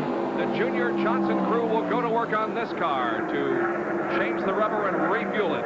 You can see that Neil is touch fenders, you might say, or at least touch fender to tire with somebody else. Some scuff marks on the right side of the rear quarter panel of that car. Remember, anything less than 16 seconds is going to be a good one. That time on Jeff Bodine, what was it, Bob? About 14.9? Was that what it was? 14.1. This is an excellent stop. It's even better. Wow. 13.6. Kyle Petty is also in the pits. He was running in 4th position. He moves back out. So does Tim Richmond. Cale Yarborough is in the pits right now, as is David Pearson and Benny Parsons. Boy, it is happening very quickly now. I did not see Jeff go by. I was watching the cars with you in the pits, getting a refreshment of fuel. I don't know if Jeff has the lead or not. Neil with a great pit stop. We'll try and find them next time they come around. There is Greg Sachs and Bill Elliott. They are two of the other cars right now running up front, at least temporarily. And here comes Mr. Elliott into the pits. Bill Elliott diving to the inside of the racetrack, coming into the pit area. And now we'll watch the Elliott team go to work on that car. Brings the Ford to a halt, and the crew jumps out and goes to work. Windshield is being cleaned off, and tires being changed. There is the fuel that's being put in.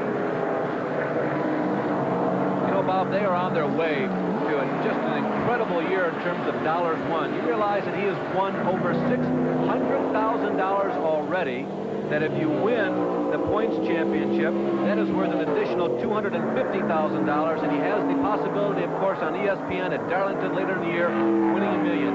He may be en route to the first $2 million year in racing history. And that's what it looks like from the inside of the race car as the windshield is clean. We're with Lake Speed in the Nationwide Auto Parts car. Tim Richmond, meanwhile, is back in for another stop. He overshot the pit last time and now has had to come in for a second stop. And there he goes out onto the racetrack once again. Lake Speed, however, remains in the pits, and they're having trouble, it looks like, on the right side of the car. Now he moves out. Darrell Waltrip also comes in for a stop. I'll bet you that Tim Richmond lost the lap on that stop. We'll have to see how it all filters out once this session of pit stops ends, but I'll bet you Richmond is probably down a lap. Tough break, because he certainly was one of the fastest cars in the first half of this race. Look at Junior cleaning the windshield with a squirt bottle and a sponge rather than the traditional squeegee that most of the teams use. On the racetrack, the leader at this point is Ron Bouchard in car number 47. Second is Neil Bonnet. Third, Jeff Bodine. Fourth, Bill Elliott. And 5th is Kyle Petty. I don't believe that Bouchard has pitted, though. That's right. He will be coming in soon. Yeah, Ron Bouchard will be coming in the next lap or two, undoubtedly. There is Ron on the racetrack, running right behind Lenny Pond in car number 17. More of our live coverage in just a moment.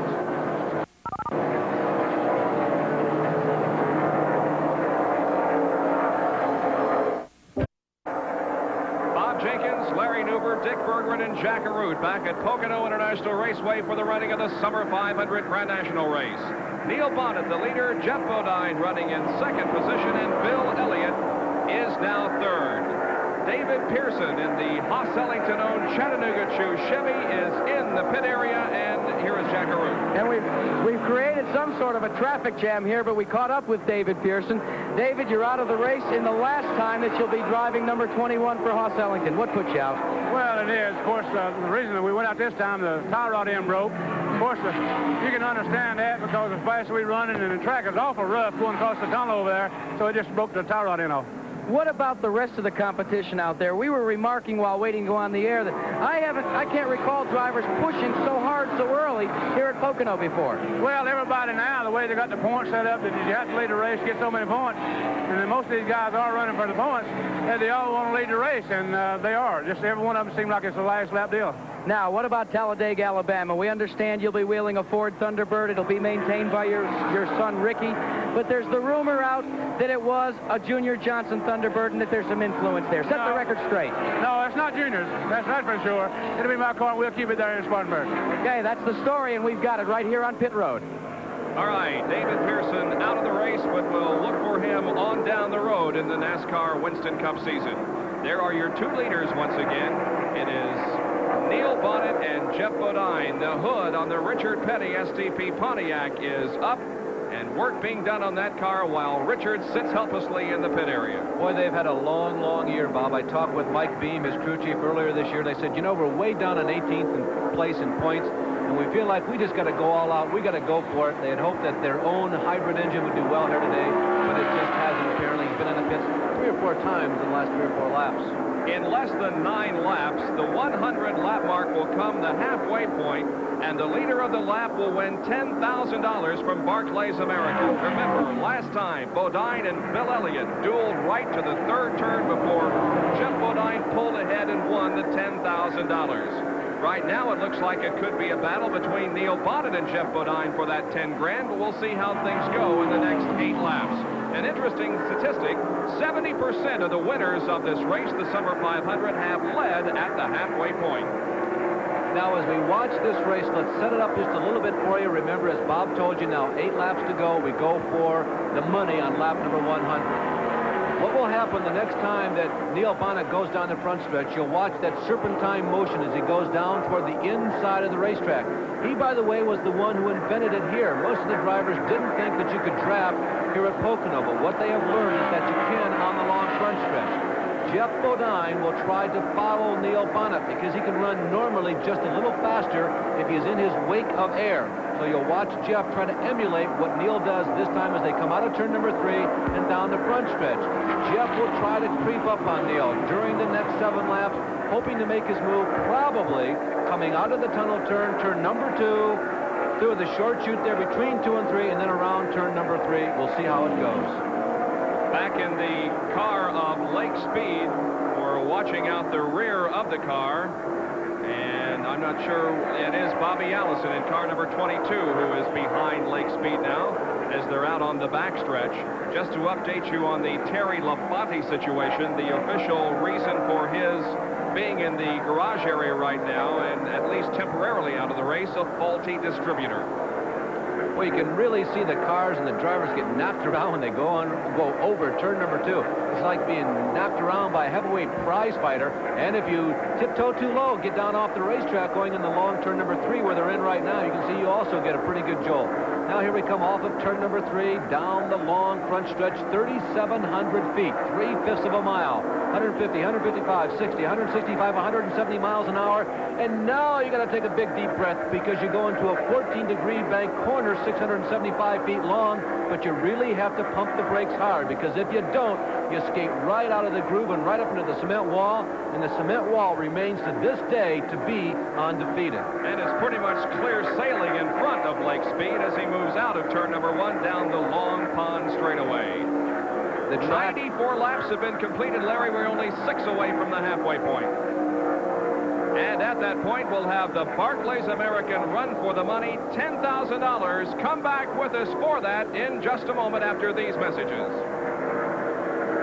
Greg Sachs, the winner of the Firecracker 400 at Daytona, pulls behind the wall here at Pocono, and this is why. A lot of smoke coming from that car as he came off of corner number 1. Engine, period. That's all that could be wrong coming out of the tailpipe like that. Heavy-duty smoke all the way around this racetrack.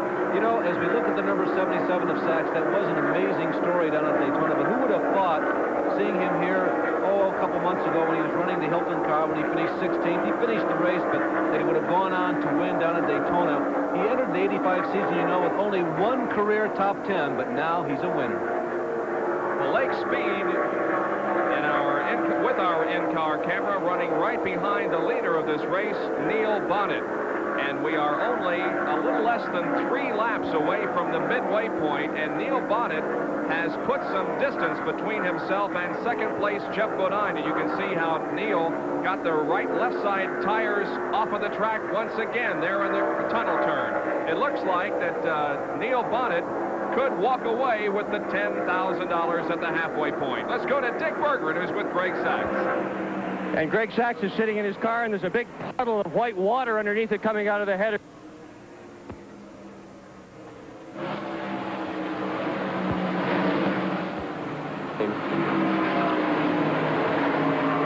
Well, unfortunately, we're having some audio problems. Have we got it now? Go ahead, okay, Dick. we're with Greg Sachs again. I think we've got it now. Greg, what happened? Well, I don't know for sure, Dick. It seems like a head gasket or something let go in the engine. It seems like we're out for the day. Disappointed Greg Sachs. Last time out, he won. And his comment about the head gasket, I think, stems from the fact that there apparently was a lot of water. You could see the water dripping out of the exhaust pipe as they came to a stop. A lot of smoke, also a lot of steam, so that's why they're speculating head gasket, at least at this point. Neil Bonnet is between turns 2 and 3 now, and when he comes down this time, it'll be 99 laps, so he's got just a little more than 1 lap to go before earning the $10,000. Harry Gant was the winner of the Summer 500 last year, and Harry led at the midway point.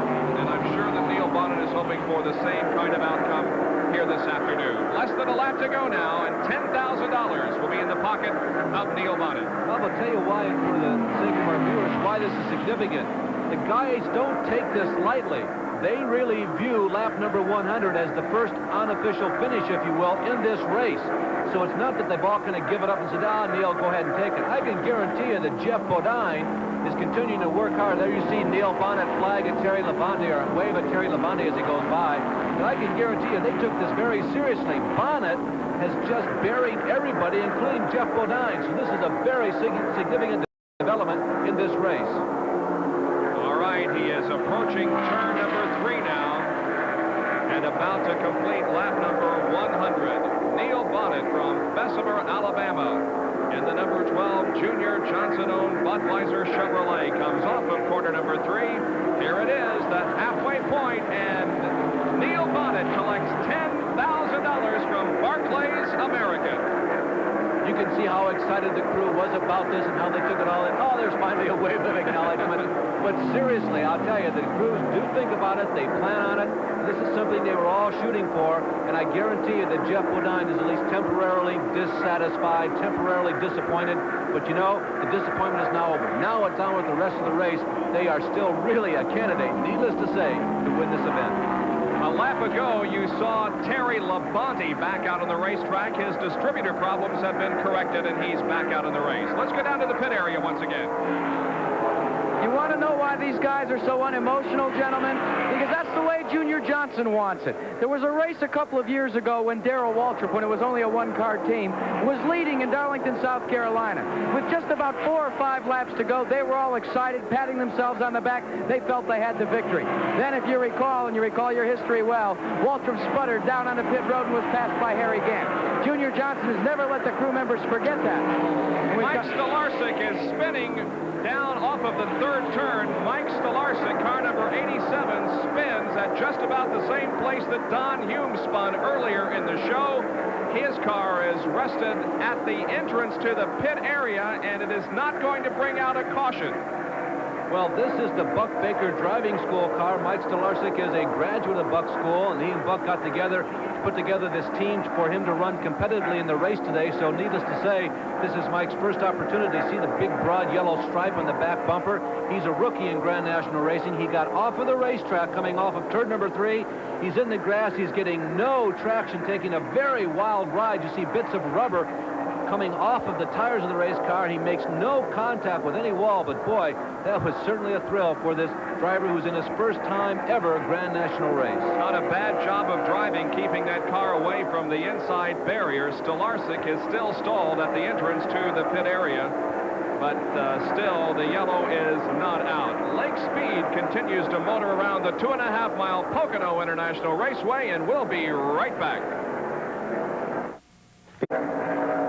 Back at Pocono International Raceway, where the yellow flag has come out, Doug Hevron spun down in turn number 1, bringing out our 4th caution flag of the afternoon. Here is Neil Bonnet coming around to the line, leading the race, and he has made a pit stop under this yellow, and so has Jeff Bodine in 2nd place.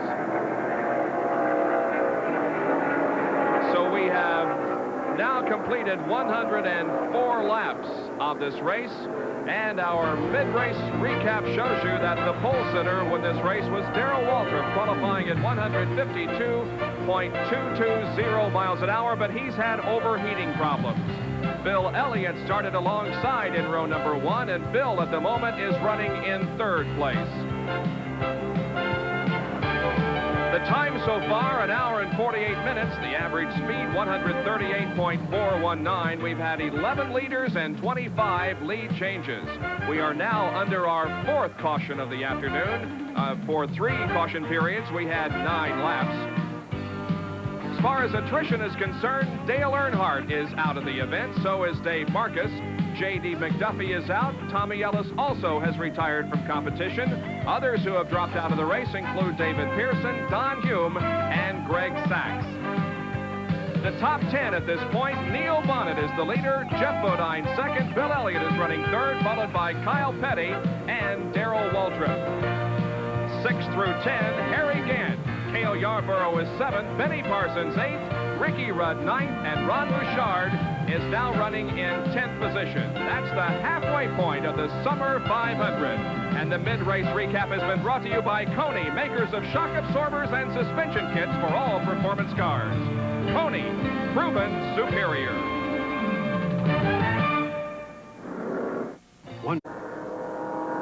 Back at Pocono International Raceway in the running of the Summer 500 for Grand National cars. We are trying to get the field sorted out here. They look like they're all scrambled up out there on the backstretch, but they're realigning for a start here.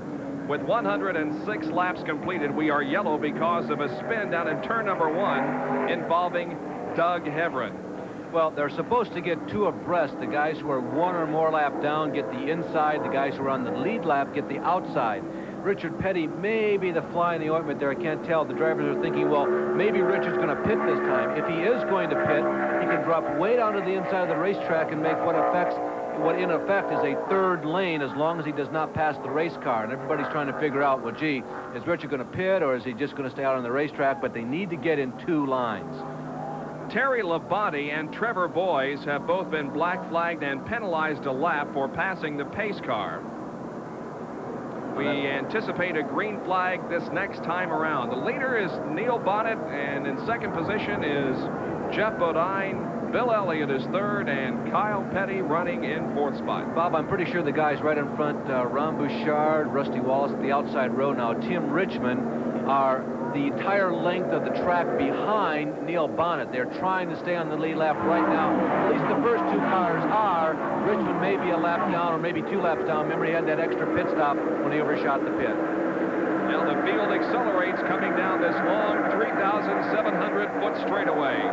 It's a 3 abreast contest going into corner number 1. Wow, it really was. Ron Bouchard was saying in the MRN radio people that while hanging out to dry, Ron Bouchard was left hung out to dry at that time. But you know, he held his own. Look at there. He's still right outside of Tim Richmond. Richmond had the line going through turn number 1, but Ron Bouchard really stuck. And they're holding back the rest of the field. There's Bodine. See the yellow and white number 5 moving to the inside of Neil Bonnet. There's Bonnet on the outside in the red number 12. Ronnie Bouchard trying to get around the outside of Richmond. Richmond moves around a little bit that time, coming around turn number 2. Bouchard thinks the better of it, drops behind him, and here comes Bonnet. Boy, is that car strong, Bob. Neil Bonnet picking off one of those ahead of him. That's Rusty Wallace as they come off of corner number 3 onto the main straightaway.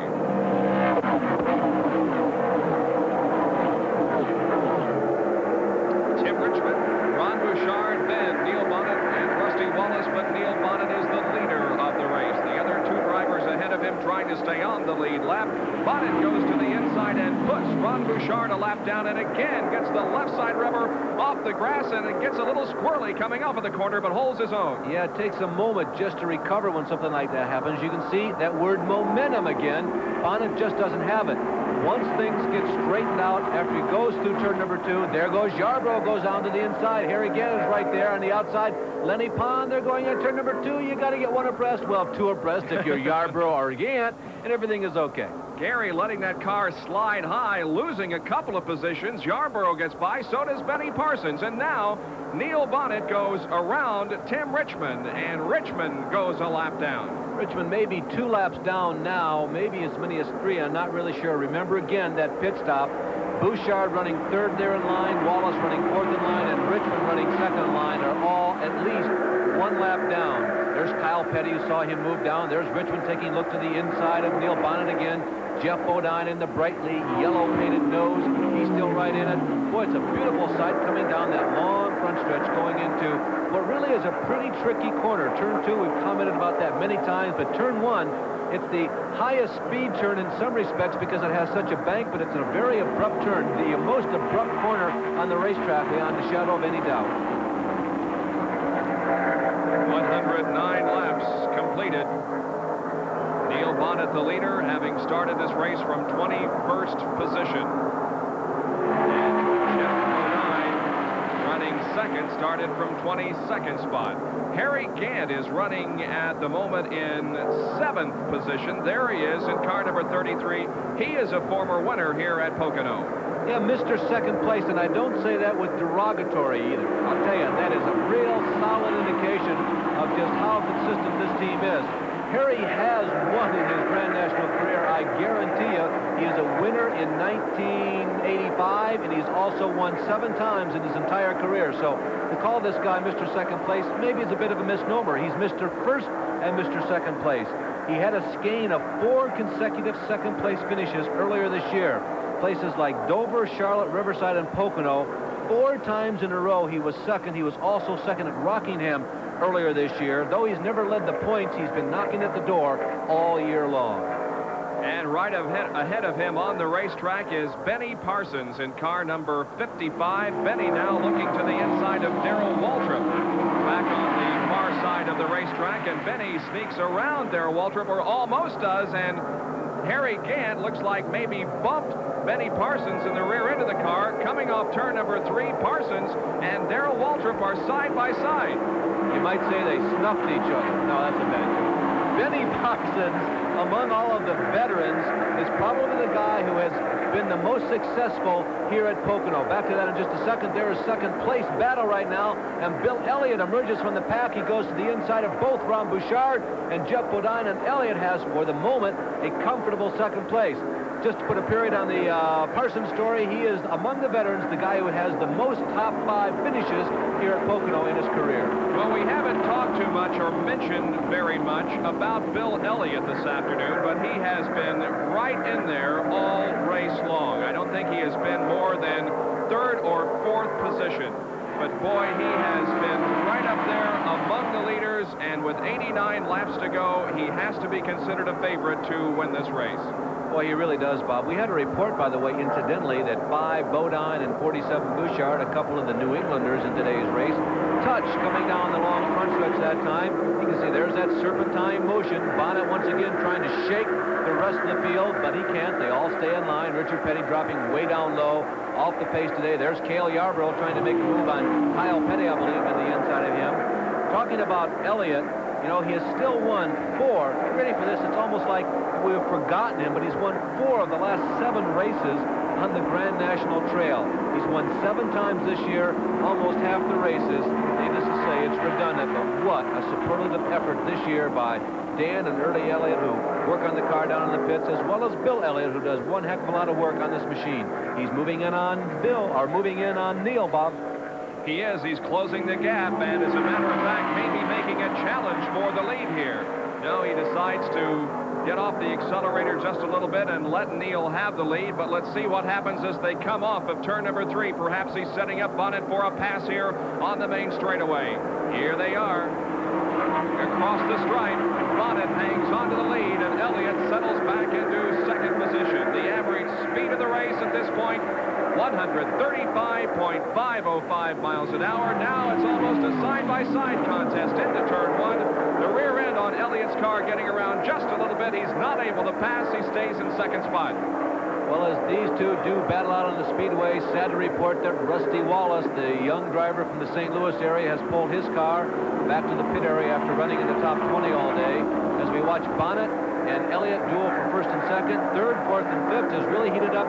Here comes, I thought that was Benny. That is Phil Parsons in number 66.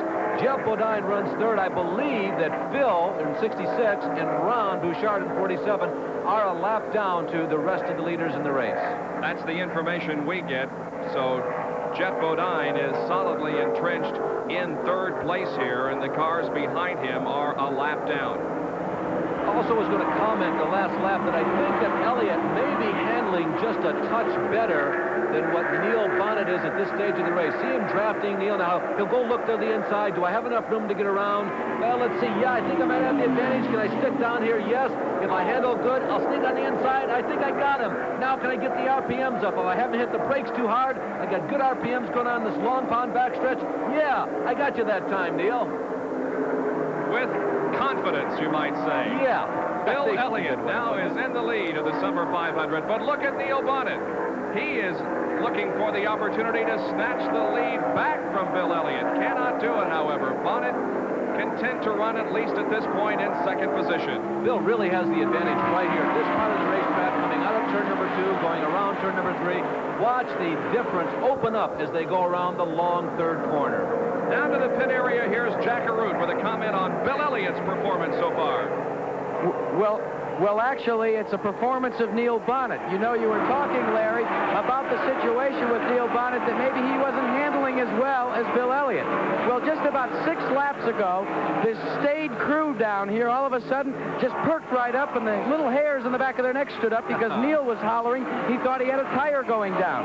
So there is definitely a slight handling problem on the Budweiser Chevrolet, and it could be why he's backed out of the throttle just a tad. So at this point, it is Bill Elliott, followed by Neil Bonnet. Jeff Bodine running third. There is the Miller American car driven by Bobby Allison from Hueytown, Alabama. This is the ARCA car that his son, Davey, normally drives. Bobby earlier this week, or last week actually, announcing that he was leaving the Dyegard racing operation. More on that story in this report.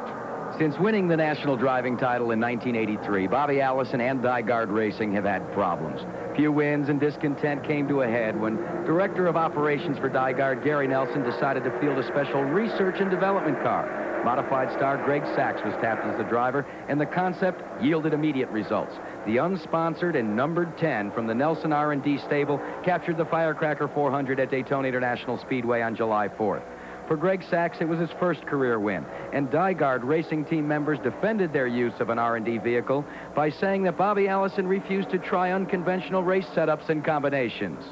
I think I was willing to try everything they wanted to try, and I made myself available 7 days a week for any testing that they wanted to do.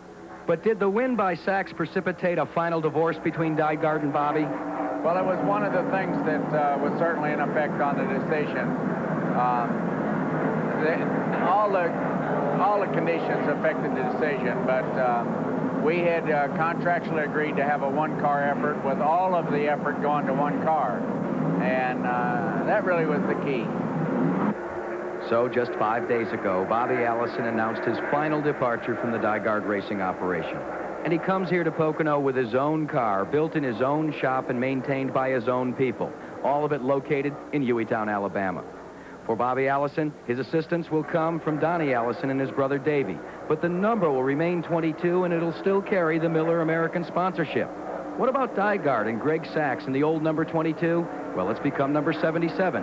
Miller remains and Sachs has a dream ride, one that New England modified fans are excited about, but one that Sachs figured might never come his way. I've been such a realist myself, and I never like to set my sights too high to get too much disappointment, and they were right. I'm here. How about Bobby Allison? Does he think he's got a point to prove at Pocono? No. Bobby Allison's had a tremendously enjoyable career with, fortunately, some very, very rewarding successes along the way, and Bobby Allison just wants to go race. Well, the movement of Greg Sachs out of the Gardner R&D car into the number 77 car has caused Bill Gardner to put a help wanted sign in front of his garage. He's looking for somebody to drive a Pontiac R&D car next weekend at Talladega. He said he called A.J. Foyt, he talked to Mario Andretti, he talked to Little Al Unser as well, and they expressed interest, but Michigan was canceled today, so they're going to have to be back there next weekend. Now, he's looking for a driver. He wants somebody with experience. Maybe one of our could help him out. Well, Bob, and here is the Dygard response to that situation. They said, and Gary Nelson told me on the phone, and again, this is their point of view, that everything that they learned at Daytona was available to Bobby Allison should he want to use it. Gary also told me that the goal from the beginning was to make Bobby a winner all along. Bobby has very much a different viewpoint on that, so there you have it, both sides of the argument. Bobby Allison running in the top 20 at this point here at the Summer 500 in Pocono International Raceway. Thank you for joining us. We'll be back with more of our live coverage in a moment.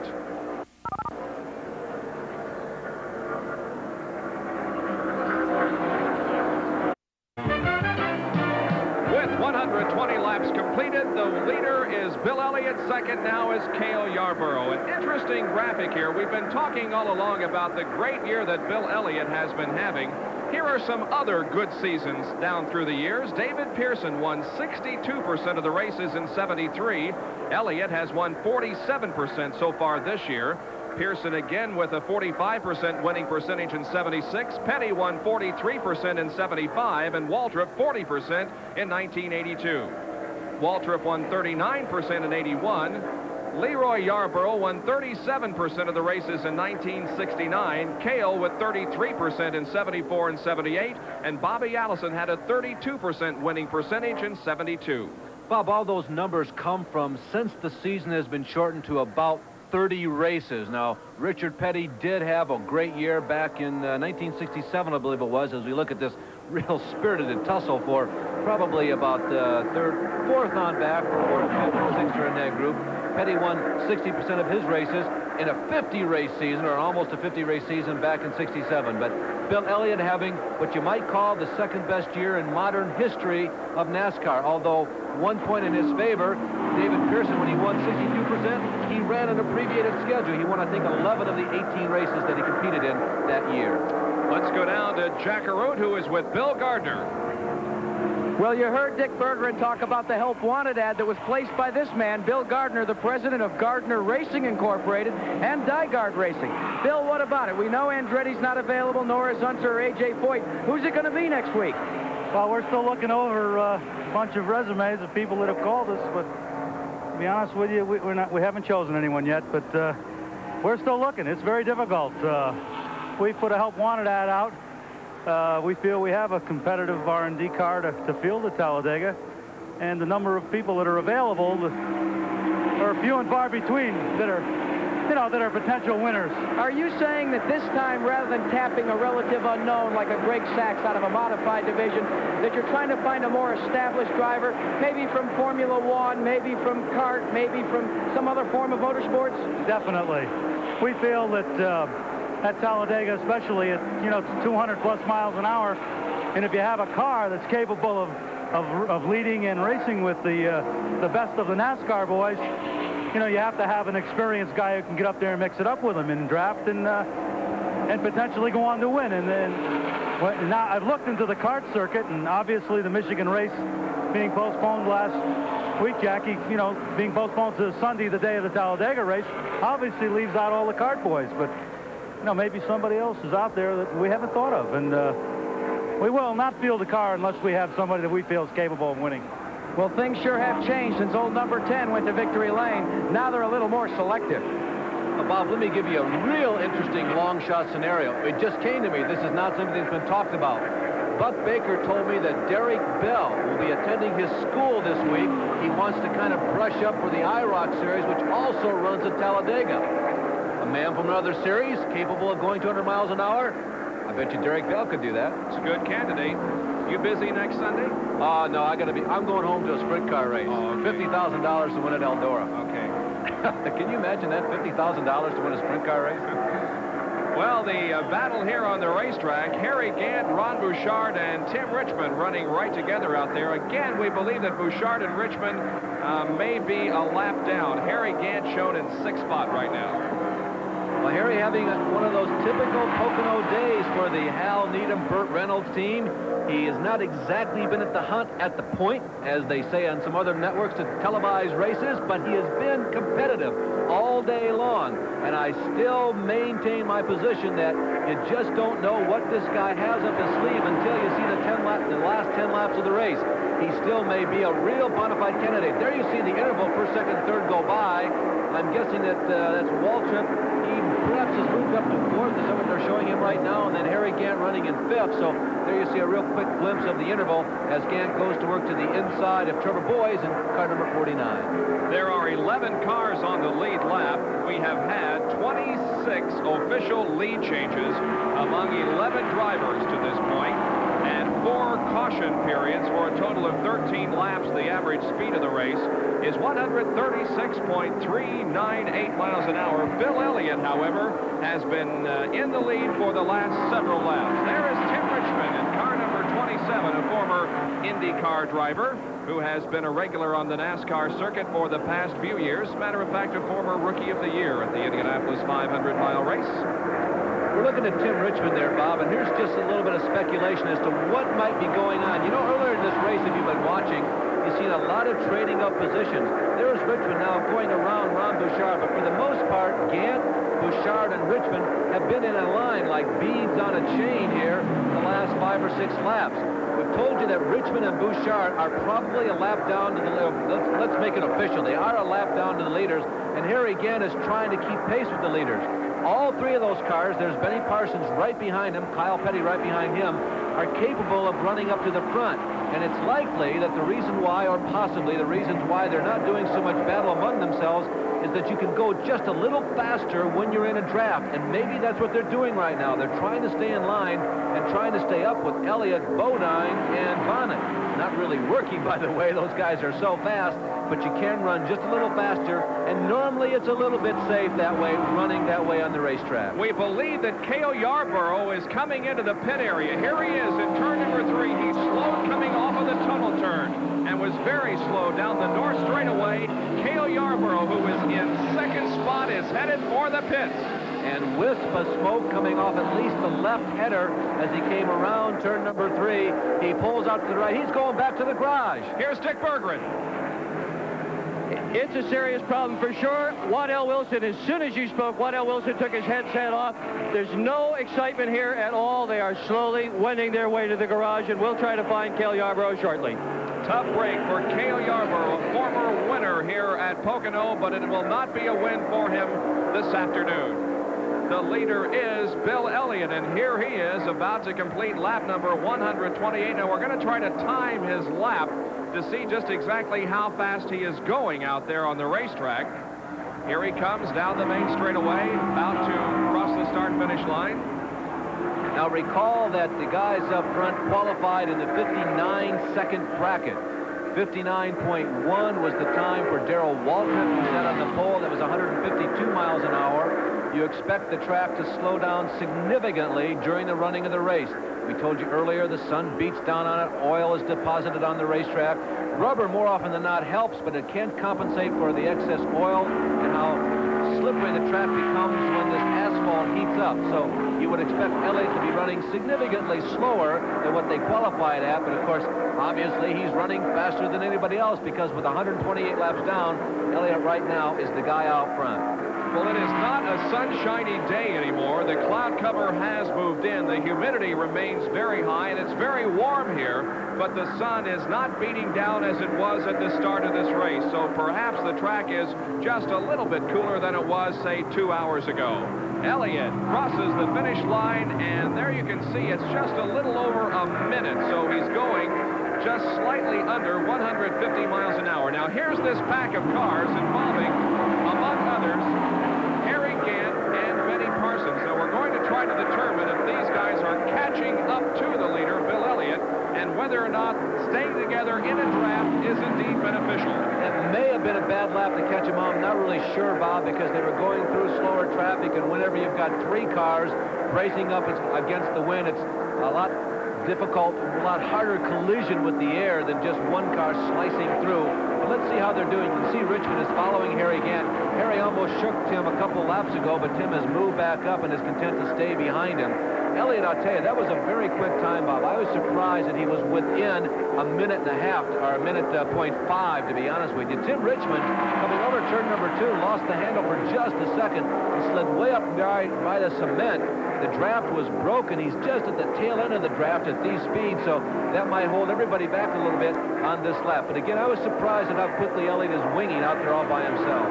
Harry Gant is running in 5th spot, and there you can see it. He is turning a faster lap than Bill Elliott, even a lap that we thought might be slow because of the position that his car was in. Yep, again, Bob, I got to say, wow, my eyes are wide open. Apparently it's working. That was about a second faster, at least on that turn. And more often than not, when you're together on the racetrack, as long as you can stay in line, it works. And apparently, at least at this point in the race, it's working. Second now is Jeff Bodine. Third, Neil Bonnet. Fourth is Darrell Waltrip. And fifth, the number 33 car of Harry Gant. Tim Richmond a lap down in that number 27 machine. You know, Bob, just for a second, touching on that Allison Sachs controversy, talking with Barry Dotson, who is the crew chief on Tim Richmond's car, there were differing opinions as to whether or not Gary Nelson's comment that, hey, that was a mule workhorse-type engine, and we were really concentrating on the chassis down at Daytona. Barry Dotson said, I believe in that 100% because that's basically what we were doing, and based on what I know about Gary, I think that is a real plausible, and I'd say 100% on the positive side is where my belief lies. Now, to be fair, there were other crew chiefs that said, nah, I don't think so. As a matter of fact, there was a lot of sentiment about how hard Greg drove. Greg was really going for it down at Daytona. A lot of the crew chiefs said, hey, we had to watch him very closely because we knew that he was hungry and he really wanted to win. Greg, when all was said and done, though, I got to tell you, did a very impressive job. And standing back and trying to get away from all the controversy, away from all of the conversation, I must say, Bob, that all things considered, that was a very impressive performance by that team and that driver. My hat really goes off to him. Well, race drivers are individual, and each of them have their own ideas how they want to sit in the car and so forth, have the position of the steering wheel. And with that in mind, here's a track fact.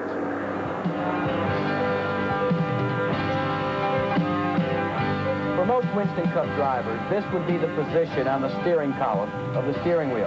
And this would be the position of their elbows, bent at about a 45-degree angle. For Tim Richmond, however, because of a concern over a lack of upper body strength, the crew has attached the wheel much closer to his chest, putting his elbows at a 90-degree angle. Now, hopefully, this will aid Tim in going the distance 500 miles around Pocono. But it also puts the wheel real close to his chest and makes for some tight quarters inside the cockpit. The top 5 at Pocono in the Summer 500. Bill Elliott is the leader. In second position is car number 5, driven by Jeff Bodine. We'll be right back. A car that... Bill Elliott is the leader here at Pocono. Earlier today, live on ESPN, John Bizignano and Jackie Stewart brought you the British Grand Prix. The results: Alain Prost was the winner, Michele Alboreto second, Jacques Lafitte third, Nelson Piquet finished fourth, Derek Warwick fifth, and the final point went to Mark Schurer. Well, the Brabhams did well. I don't know the official count, but I don't think that changes the point standings in Formula One, Bob. It just puts Alain just a little bit closer. By the way, some of the other winners in racing this weekend, you know, Kenny Schrader is in this race. He ran a modified last night. He lost to Billy Pouch, a modified with a wing, but Schrader did finish second. There was a USAC NCRA Championship Dirt Car Challenge out in Oklahoma, which, by the way, Kenny Schrader called last night. He called to the hotel back in Oklahoma as soon as he got back here to Bristol last night. Rich Vogler was the winner. Sheldon Kinzer was the fast qualifier, but NCRA won the points challenge. At South Boston, Kenny Martin calls and tells us that Jack Ingram was the winner. As we look at Bill Elliott, who leads this race, Jimmy Hensley finished second.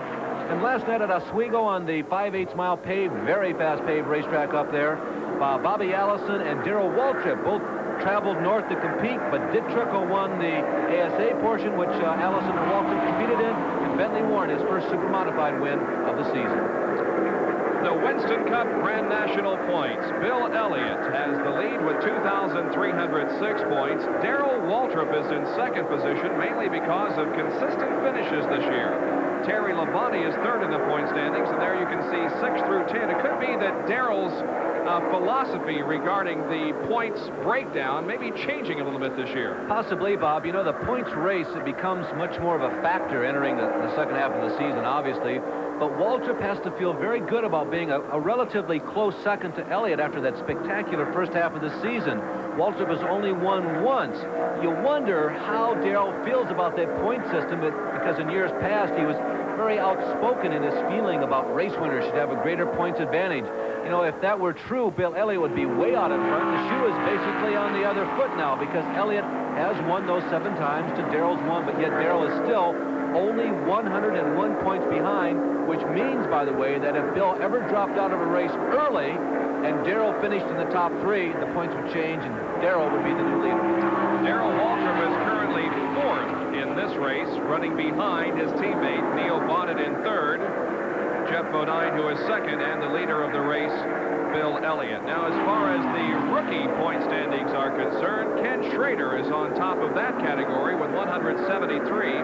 Not too far behind is Eddie Birschwale with 142 points. And then Don Hume, who has spun a couple of times here in this event, is 3rd in the rookie point standings with 64. Yeah, Birschwale has hung right in there, considering that Schrader has been a consistent top 20 competitor, at least on the surface. Without researching it, you would think, oh, gee, Schrader is way ahead, but Birschwale's held his own. He really has stayed right in there, right on the heels of Kenny.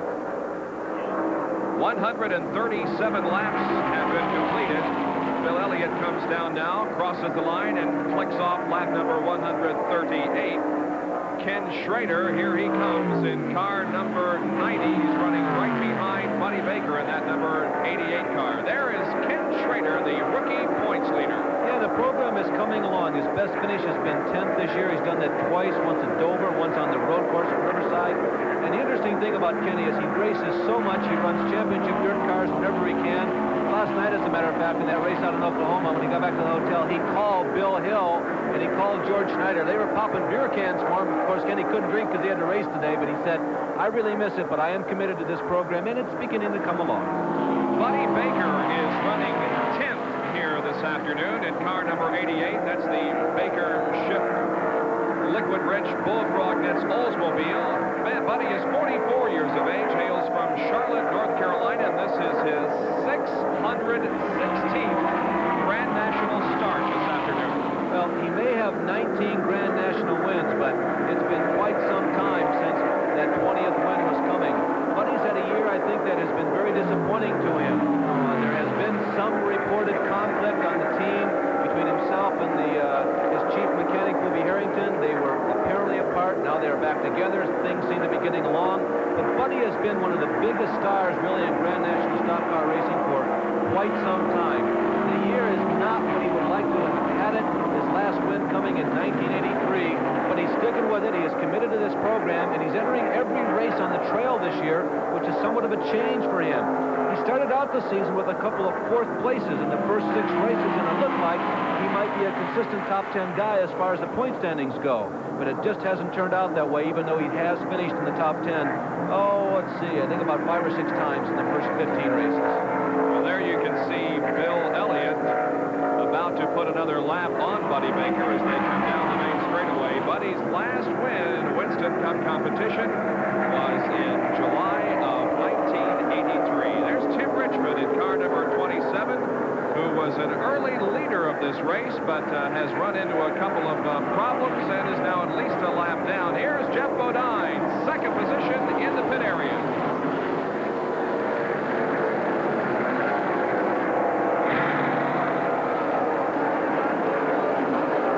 And it's a quick pit stop for Jeff Bodine as they change the rubber on the left side of the car, and he is going back out on the racetrack.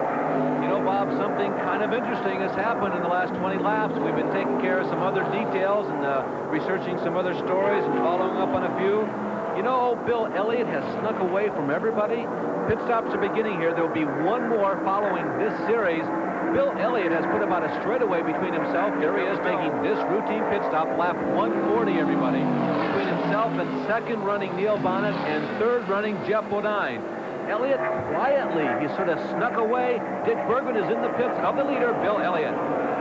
And Bill Elliott's making a regularly scheduled stop. It'll be right side tires. At least 1 can, probably 2 cans of fuel. Gets a wipe on the windshield, gets a quick drink. Crew's been waiting for this for some time. They knew 10 laps ago they were going to come in on this lap. So they're just perfectly calm and collected, and there goes Bill Elliott. 15.5-second pit stop for Bill Elliott as he pulls back into competition.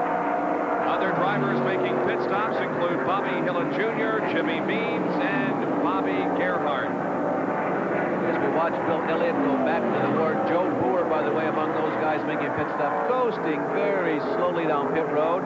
You can't risk it here at Pocono. If you run out of gas at Pocono, it's flat compared to most NASCAR tracks, and you just lose time if you are fortunate enough to coast all the way around back to the pit stall. Jeff Bodine back out on the racetrack. So is Bill Elliott in the Coors Ford number 9. Buddy Baker comes in for a stop. We anticipate stops now in the next few laps by the Junior Johnson drivers, Neil Bonnet and Darrell Waltrip. At the moment, Neil Bonnet will be the leader. Here is Darrell Waltrip coming into the pits right now.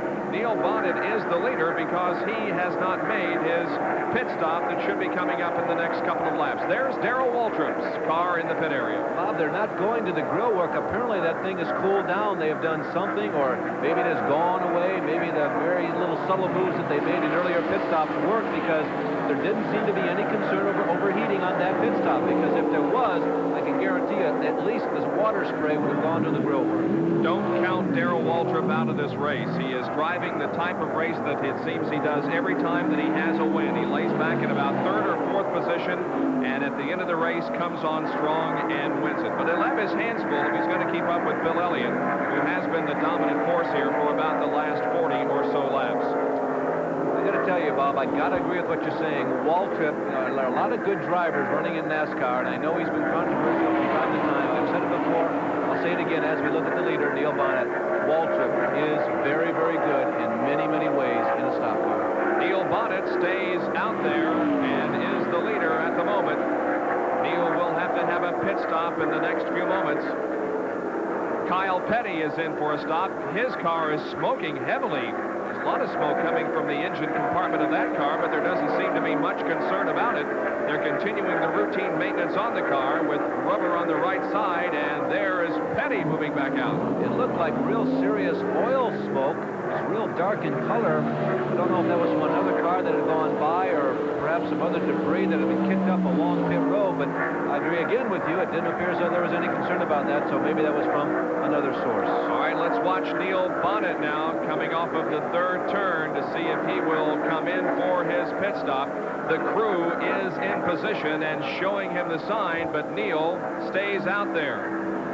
the sign indicates that he probably will be coming in next time around. Well, he's gone 41 laps. And I suggest he's stretching it. That's over 100 miles on a 2.5-mile track.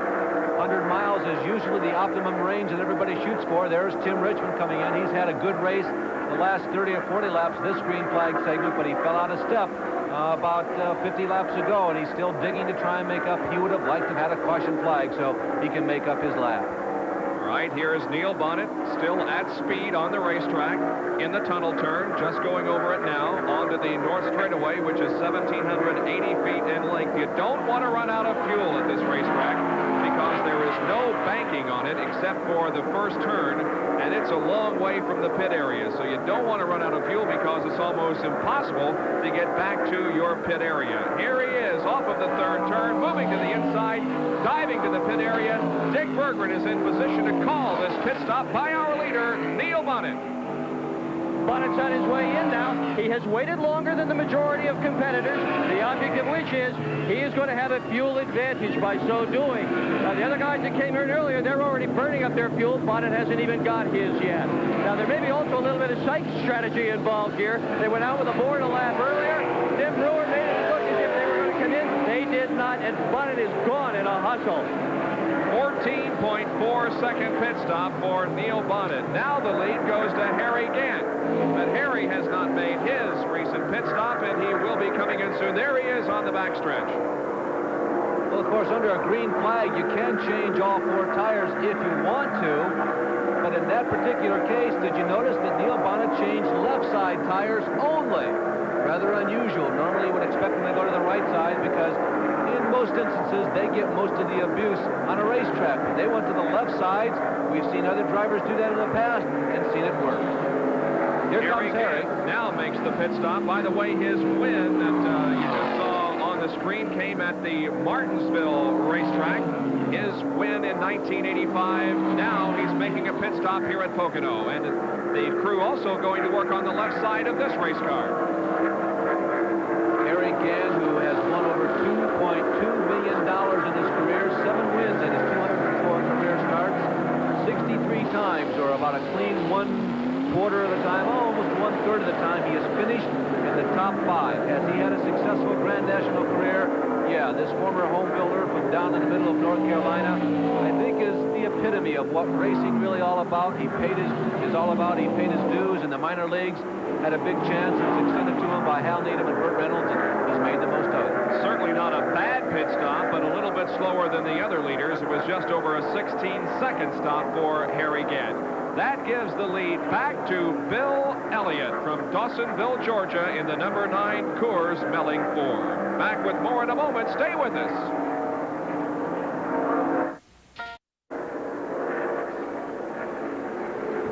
The Junior Johnson cars are doing quite well here this afternoon, despite the fact that Bill Elliott is leading this race. The Junior Johnson cars are running 3rd and 4th.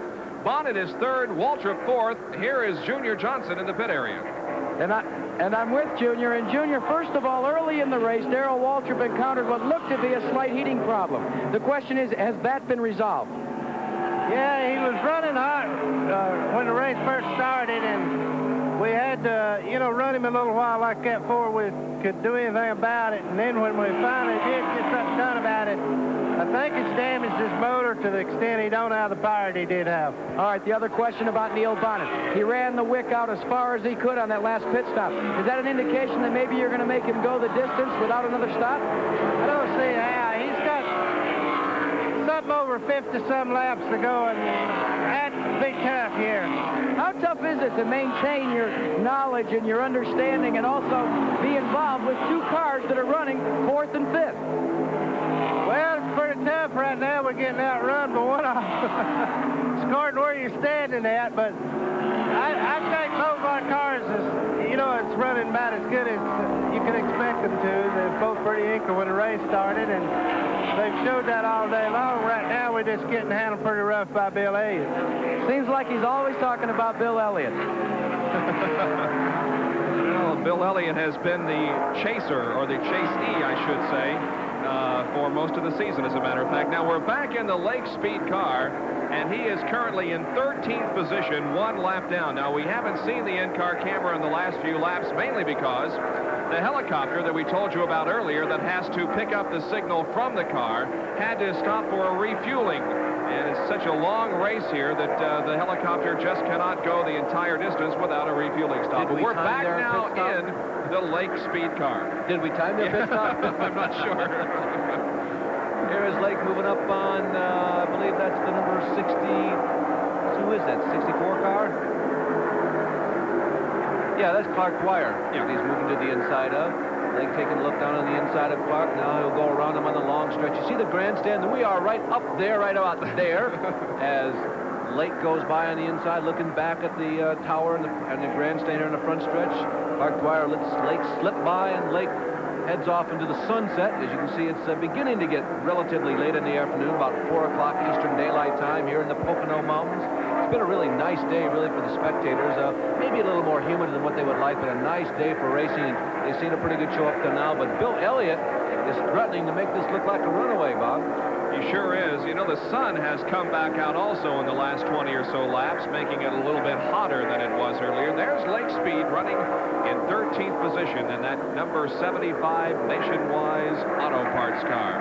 Well, the statistics at this point in the race show that there have been 30 lead changes among 11 drivers, 4 caution flags, and those were for Don Hume's spin twice, once on the 34th lap and once on the 48th lap.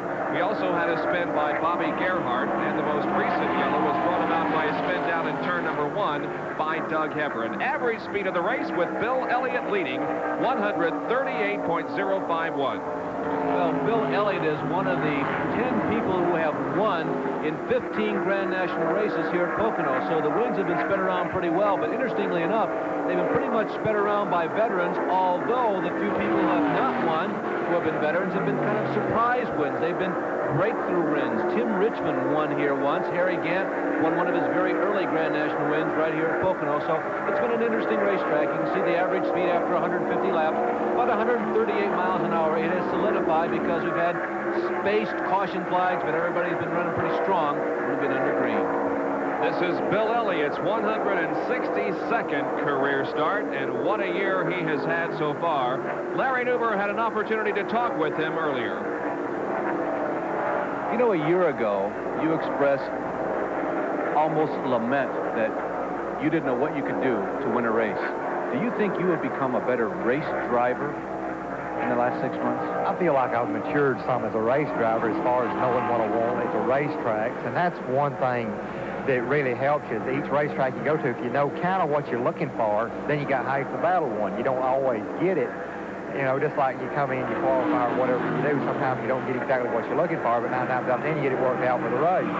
So sometimes somebody's got something a little bit better, but 9 times out of 10, you can stay pretty competitive with that type attitude.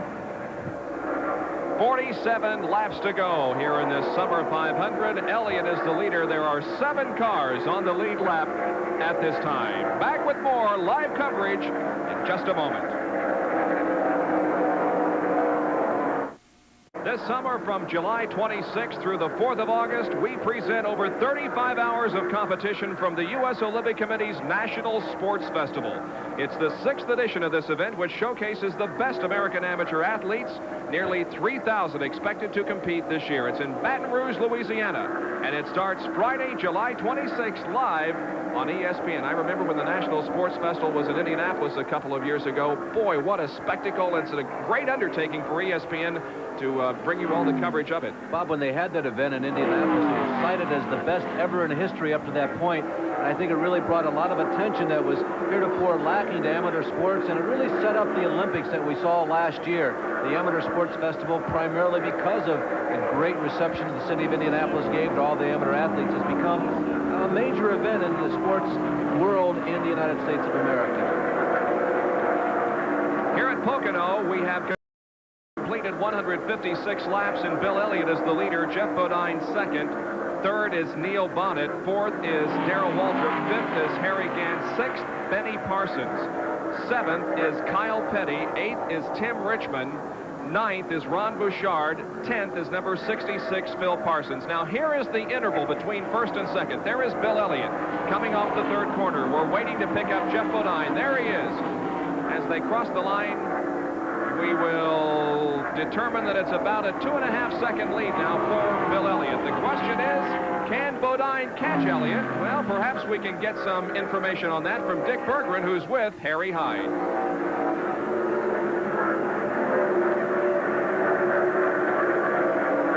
In addition to those first 10, Bob, that you just ran down in no necessary order, here are some of the people that are still on the racetrack. Kenny Schrader, Buddy Baker, Lake Speed, we've seen him many times. The number 51 car continues out on the speedway. Doug Herbert, of course, driving there. Bobby Allison, Richard Petty, Bobby Wawak, Joe Boer, Rick Newsom in car number 20, Lenny Pond in car number 17. Car number 49, Trevor Boyes, Terry Labonte way in the back, Jimmy Means in 52. And the number 96 car, that's the Will Cronkite car. That car is being driven by Cronkite car. I'll get it out yet. Is being driven by Jerry Bowman this weekend here. Bobby Gerhart still on the race, and car number 64, Clark Dwyer. Jack Arute picking up some interesting stories from the pit area. Jack. What you're looking at could be conceived or construed as taking a drug test that most athletes in other sports take. This is a fuel test, and it looks like it's an ongoing effort by NASCAR to control the fuel and the additives that are going in these machines. Now, they've been going up and down pit road. They've gone to Elliott. They've gone now to Bonnet. They're going to all the front runners, and they're taking fuel out of these cans. They're going to take it back to their chemistry lab. They're going to analyze it, and we could hopefully see some more improvement on this fuel question that was precipitated yesterday by Jeff Bodine. Very interesting goings-on down there. Jeff Bodine certainly can't feel picked upon because of his little controversy with NASCAR, because they're checking just about everybody this afternoon. Solid, Bob. I really like to see that. It really is the neutralizer, and what's fair is fair, and that's a good move. Once again, the interval between first and second position, and it is widening out considerably now as Jeff Bodine is dropping just a little bit off the pace. It was about 3.5 or 4 seconds just a few laps ago, and now it's up to almost 10 seconds. That's the lead that Bill Elliott has on Jeff Bodine. Now, let me remind you, the last time we were here in June, this car right here was painted white and yellow and numbered 5. It was Jeff Bodine running away from everybody and dominating this race. We had a yellow flag inside of 20 laps from the end of the race, and they just never got the setup back. It didn't turn out to be Jeff Bodine at the very end. So even though Elliott right now certainly looks like he's in the driver's seat, no pun intended, it could be anybody's race, particularly if we have to prematurely slow this race down or maybe have a yellow flag before the race is over. One more pit and stop a will be retired. A crash up in turn number 1. It's a Tim Richmond involved. You can see the skid marks going up to the outside boilerplate wall, and now the car stalled in the middle of the racetrack. Interesting, Bob. We're at lap 160 coming up. Now, everybody's going to check their charts very carefully. Can we go the distance with the mileage, with the fuel, full load of fuel that we could get right now? Probably. It would be very unlikely if somebody couldn't go, because 40 laps equates to, let's see, 80, 100 miles, so everybody should be able to do it. Richmond moving around in the cockpit. It looks like everything is okay with Timmy, but hopefully all the crews have checked carefully, because we're right at the edge, the 100-mile mark for a load of fuel. A replay of what happened up there. You can see the car just now making contact with the outside wall and then stopping in the middle of the racetrack. Yeah, no way of telling what happened. We picked it up just at the end of it, but Timmy staying in the race car, making sure that everything is okay, waiting for the emergency crews. Well, speaking of pit stops, the Junior Johnson boys have been in, Waltrip and Bonnet, so has Harry Gant. So pit stops are being made under this 5th caution flag of the day as we cover live for you the Summer 500.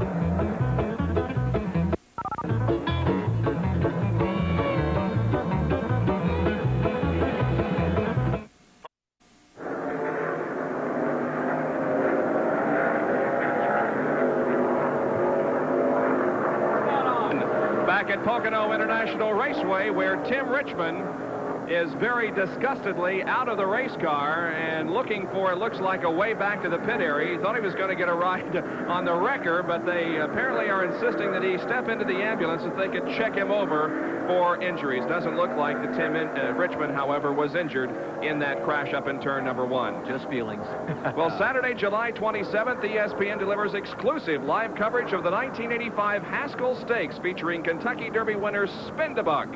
It should be an exciting race, the 27th of July from Monmouth, New Jersey. I wonder how long it'll be, Bob, before we see another Triple Crown winner. Remember, there was one back in 1948. It took us 25 years before we got another one. And each year, you know, horse racing seems to become like racing, more and more competitive. And it may be a while before we see something else come along that can win all 3 of the Triple Crown races. Pace car is out onto the racetrack. Boy, he hit the wall pretty hard. I didn't realize that there was as much damage to the front end of that race car, but there is a considerable amount. Let's go down to the pit area once again. Well, here's the deal, gentlemen. This caution is very opportune for all of the front runners.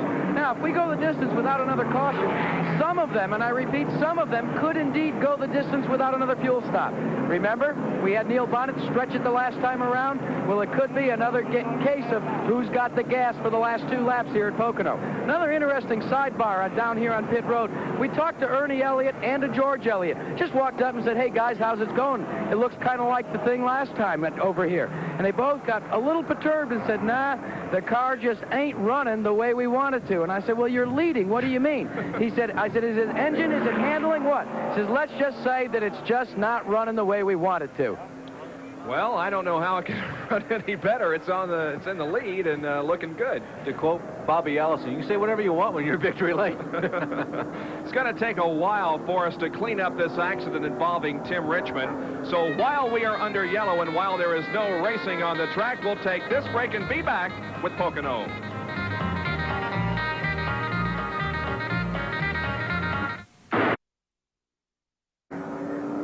29 cars remain in this race. There are 7 cars on the lead lap. Elliott the leader. Jeff Bodine running second. The question is, can Jeff catch Bill Elliott? Well, let's ask him. Jeff, this is Larry up in the broadcast booth. It's been a while since we talked to you. Got a reading on us? That's going pretty good. It's been getting a little wild out here once in a while, but it's been a good race, a fun race. We're having a little trouble right now with our brakes. And Bill Elliott's running strong. Neil Bonnet, Waltrip. It should be a good finish. Bill, the last time here, the roles were reversed. You dominated this race. Elliott, or rather Jeff, you dominated this race, and Bill laid behind. But after the last pit stop, he came out of the bushes and beat you. Can you reverse the tables on him this time, Jeff? Well, I'm saying a little prayer right now to Lord up above to help me. I sure do need some help right now. We'll just have to wait and see how things look out. We're pretty happy with the way the Exxon Levi gas cars run, but we're going to try to get in front of that 9, 12, and 11 if we can. Well, stay green the rest of the race, and that doesn't mean grass. That means go. That means go, and that means money. Benny Parsons is running in 6th position. Benny, this is Bob Jenkins up in the booth. How's your race going so far? You're running 6th at this point. Well, Bob, when we started, the race car was very, very good. But we haven't been able to get on that combination for the last couple hundred miles. It's decent, but it just isn't good enough to beat these guys. Is it a tire problem? Is it a handling problem? Is it a motor problem? Or do you know at this point? Oh, it seems to be a handling problem. Benny, you think Bill looks strongest out here this afternoon? Looks real. I don't know. They've been having a little race of their own up there. I haven't been. He did check out the last time, I think, so he probably can again. All right, Benny, keep it straight out there. Thanks, bud. Benny Parsons running in 6th spot. We're still under yellow as the cleanup down in turn number 1 is continuing because of the Tim Richmond accident. Tim's okay, but a lot of damage to that race car. Back with more from the Summer 500 after these messages.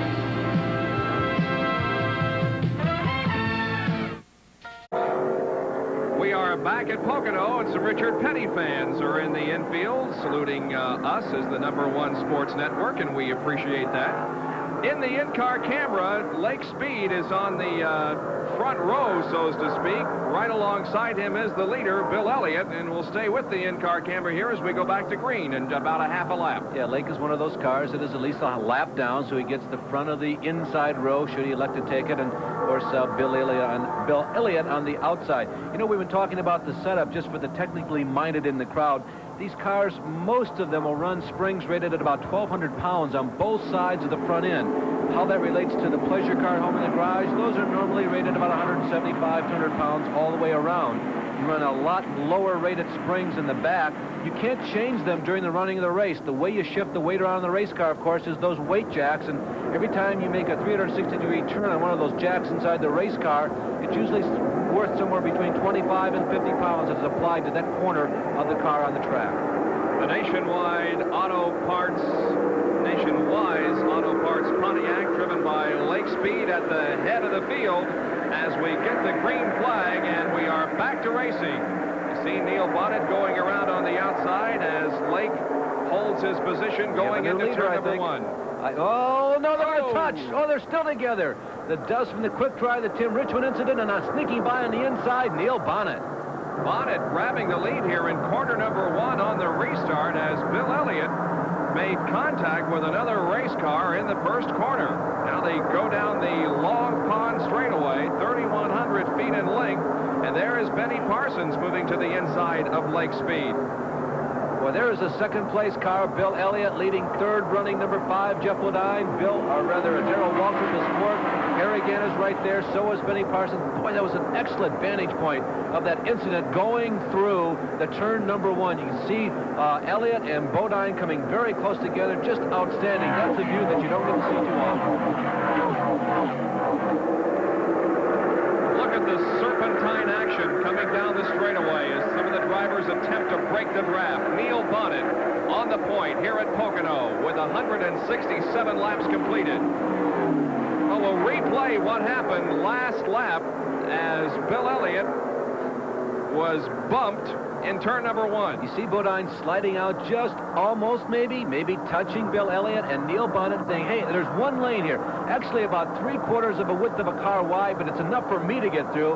And he darted down low and got through on the inside. Well, Neil Bonnet has been lying back in the field here for the last several laps, but now finds himself in the lead once again. But Bill Elliott is in pursuit and closing the gap, trying to go back into the lead. Jeff Bodine staying in third position. Now Elliott closes right up on the back bumper of Neil Bonnet coming off of turn number 3. Let's see if Elliott makes a move here on the long main straightaway.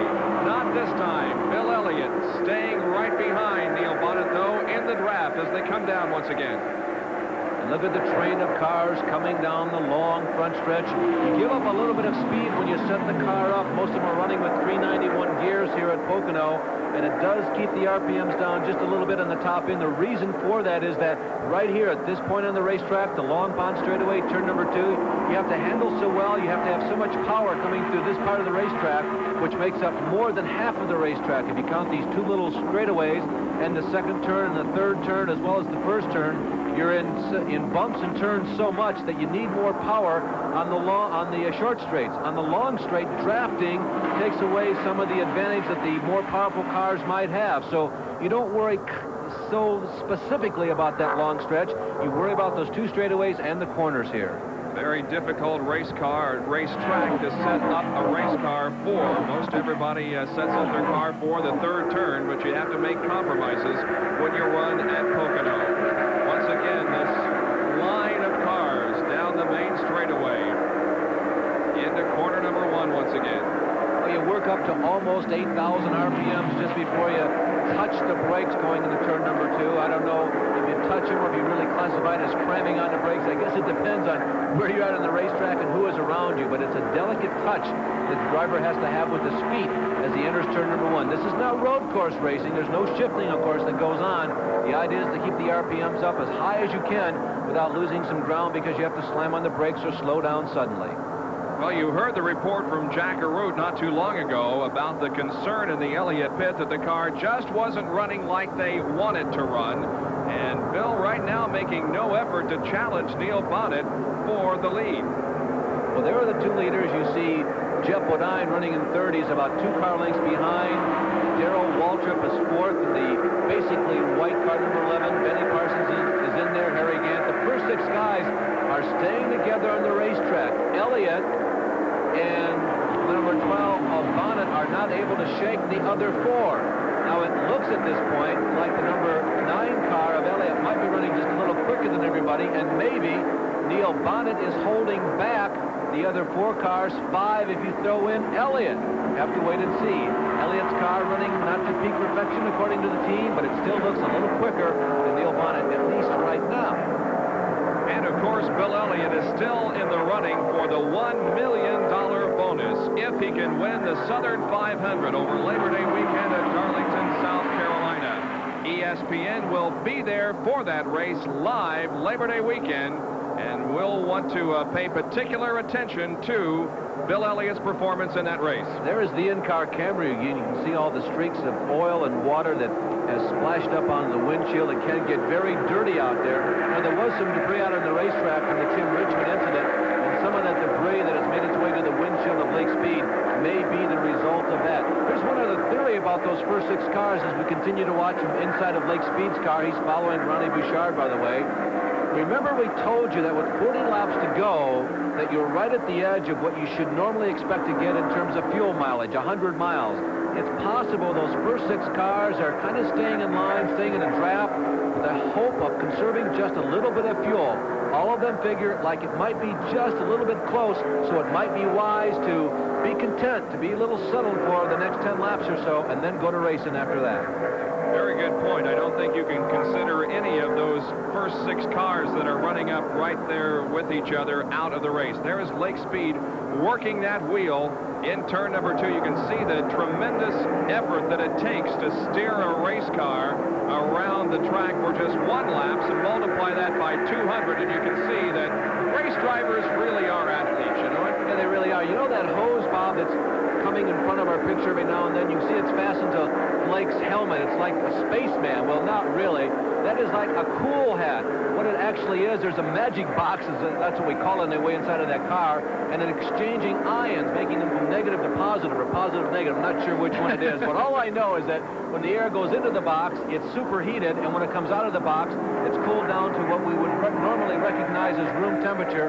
It flows through the helmet, keeps Lake's head cool during the running of the race, and it really is a nice invention, and it's a very interesting invention for Grand National Stock Car Racing. We have a car smoking very badly over in the second turn. That's Bobby Hillin Jr., who had a great starting position here this afternoon and had run up into the top 15 most of the day, but now Hillin's car is smoking badly, and Bobby is slowing that car on the North Straight. He really did have a good day, Bob. There's young Bobby Hillin, and everybody is coming into the pits. The yellow flag is coming out. This could be interesting. Boy, look at these pit stops here. Everybody came in together. They were running side by side. There's Neil Bonnet.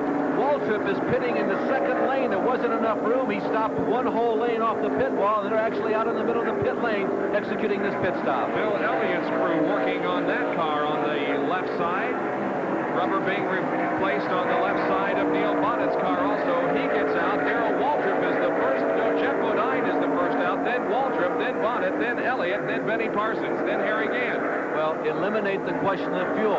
As we like to say, all bets are now off. Everybody can certainly go the distance. They can go as fast as they want. This will be a speed demons race now. Whoever is the fastest is going to show it. We've got about 25 laps to go. And right now, the fastest man looks like he'll be the one who will win. Our 6th caution flag of the afternoon has come out because of an apparent blown motor on Bobby Hillin's car. We'll be right back with more from Pocono International Raceway.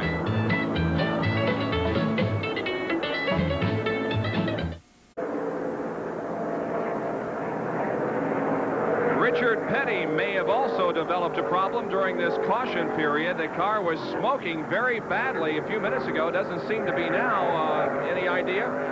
Well, they had the hood up earlier in the show, Bob, and maybe he's coasting. No, he does look like he's under power. It just looked like something maybe tagging on the inside of that motor. No real specific ideas. He's definitely under power, that's for sure. And my guess is that he'll try and just limp that thing home. Told you that's an experimental motor, and for Richard Petty, it's another long, long day. Harry Gant in car number 33 may be the leader of this race. We're trying to get the official word from NASCAR scoring. I think perhaps Harry's in second position, although I don't know really at this point. I think Harry is the leader. Well, actually, Bob, it doesn't make a whole lot of difference at this moment until they move everybody up to the front of the line and do that two-abreast restart. And as we saw, Harry will be up there, Jeff Bodine will be up there, Neil Bonnet will be up there, Darrell Waltrip will be up there, Benny Parsons, and who have I missed? Bill Elliott. Bill Elliott. Oh, yeah. The guy who's won all the races this year. Yeah. So all 6 of them will be up there, and they've all made the adjustments, whatever they could at this point. You know, sometimes these crews change tires or save tires for the last pit stop. And the best set of tires that they feel as though they have are saved for the last pit stop. That was probably done the last time. There's the in-car camera with Lake Speed once again on the head of that 1 lap plus behind line. He'll start this race right up front again. But the best tires everybody had probably were put on the last lap. Now, to call them best, that's really a subjective call because the tires, for the most part, are pretty evenly matched. They all come out of the same mold. But everybody's had a chance to make their last adjustments now. Only 25 more laps to go here, and before we went caution for this blown engine on Bobby Hillen's car, the average speed of the race was 134.897 miles an hour. The average speed will drop because of this caution period. There you can see the crews putting the oil dry down on the racetrack. Let's go down to Jackaroo. We might have seen what we could call a domino effect, at least that's issue 1, and that sequential pit stops, first by Neil Bonnet, then by Bill Elliott, and then, of course, Darrell Waltrip. And as you pointed out, Bob, Waltrip was in the outside lane. Well, the question is, that's because they kept backing up as they pitted.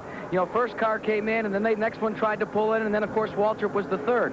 But on the exit, when the jacks were dropped, that gave Waltrip the advantage. Now, the question, we're not trying to point fingers anywhere, kind of interesting that it's a Johnson car, then Elliott, then another Johnson car. All right, Jack, thank you for the report from the pit area. There is Junior Johnson along with the other members of the crew watching their drivers, Neil Bonnet and Darrell Waltrip. Well, the $10,000 for the leader at the halfway point went earlier today to Neil Bonnet. We'll be right back.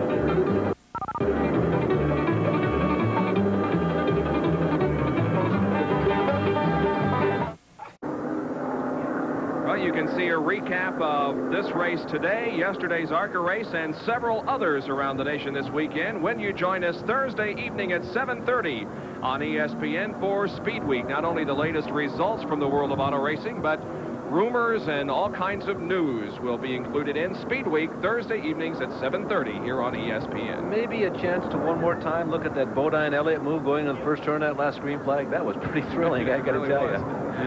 Harry Gant is the leader of the race, although we are under yellow, and we have 7 cars that are on the lead lap, and any 7 of those capable of winning this race. Harold Kinder, the official starter for the NASCAR Winston Cup Series, indicates to the drivers as they come down that they will receive the green in 1 more lap.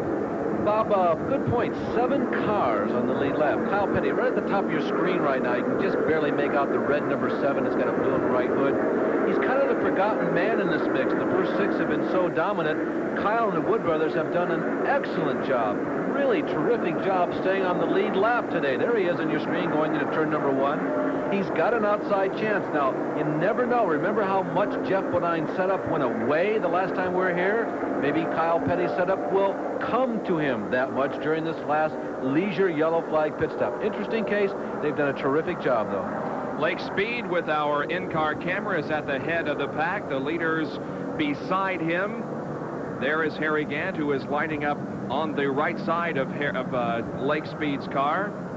Harry in that Skoll Kmart Bandit owned by Hal Needham and Burt Reynolds. Looks like he's driving down the highway, yeah, doesn't he? You can tell Harry is really tense at this moment of the race. You know, these things really get to your nervous system when you're a veteran driver.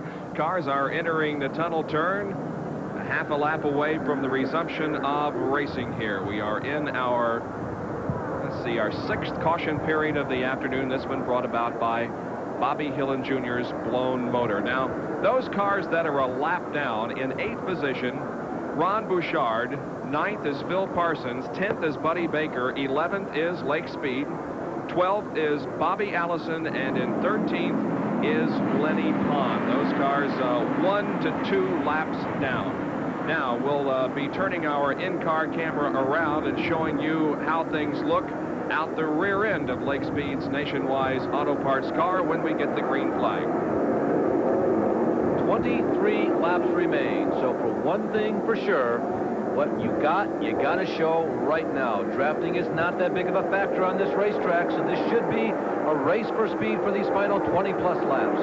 Here they come. The green flag flies, and we are back to racing at the Summer 500. There's the shot from Lake Speed's car looking out the rear window. The Junior Johnson cars are on his outside.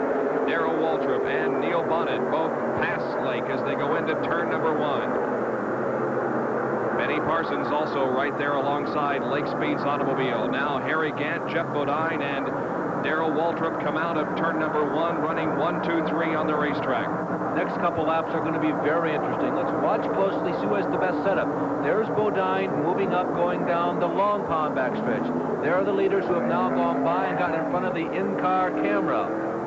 You see Lake Speed moving up right on Bill Elliott's tail, and Lake moving to the inside as they come out of turn number 2, I believe it was, getting a little bit of advantage. There goes Bill. Ricky Rudd is right up there. Ricky very close to Bill Elliott.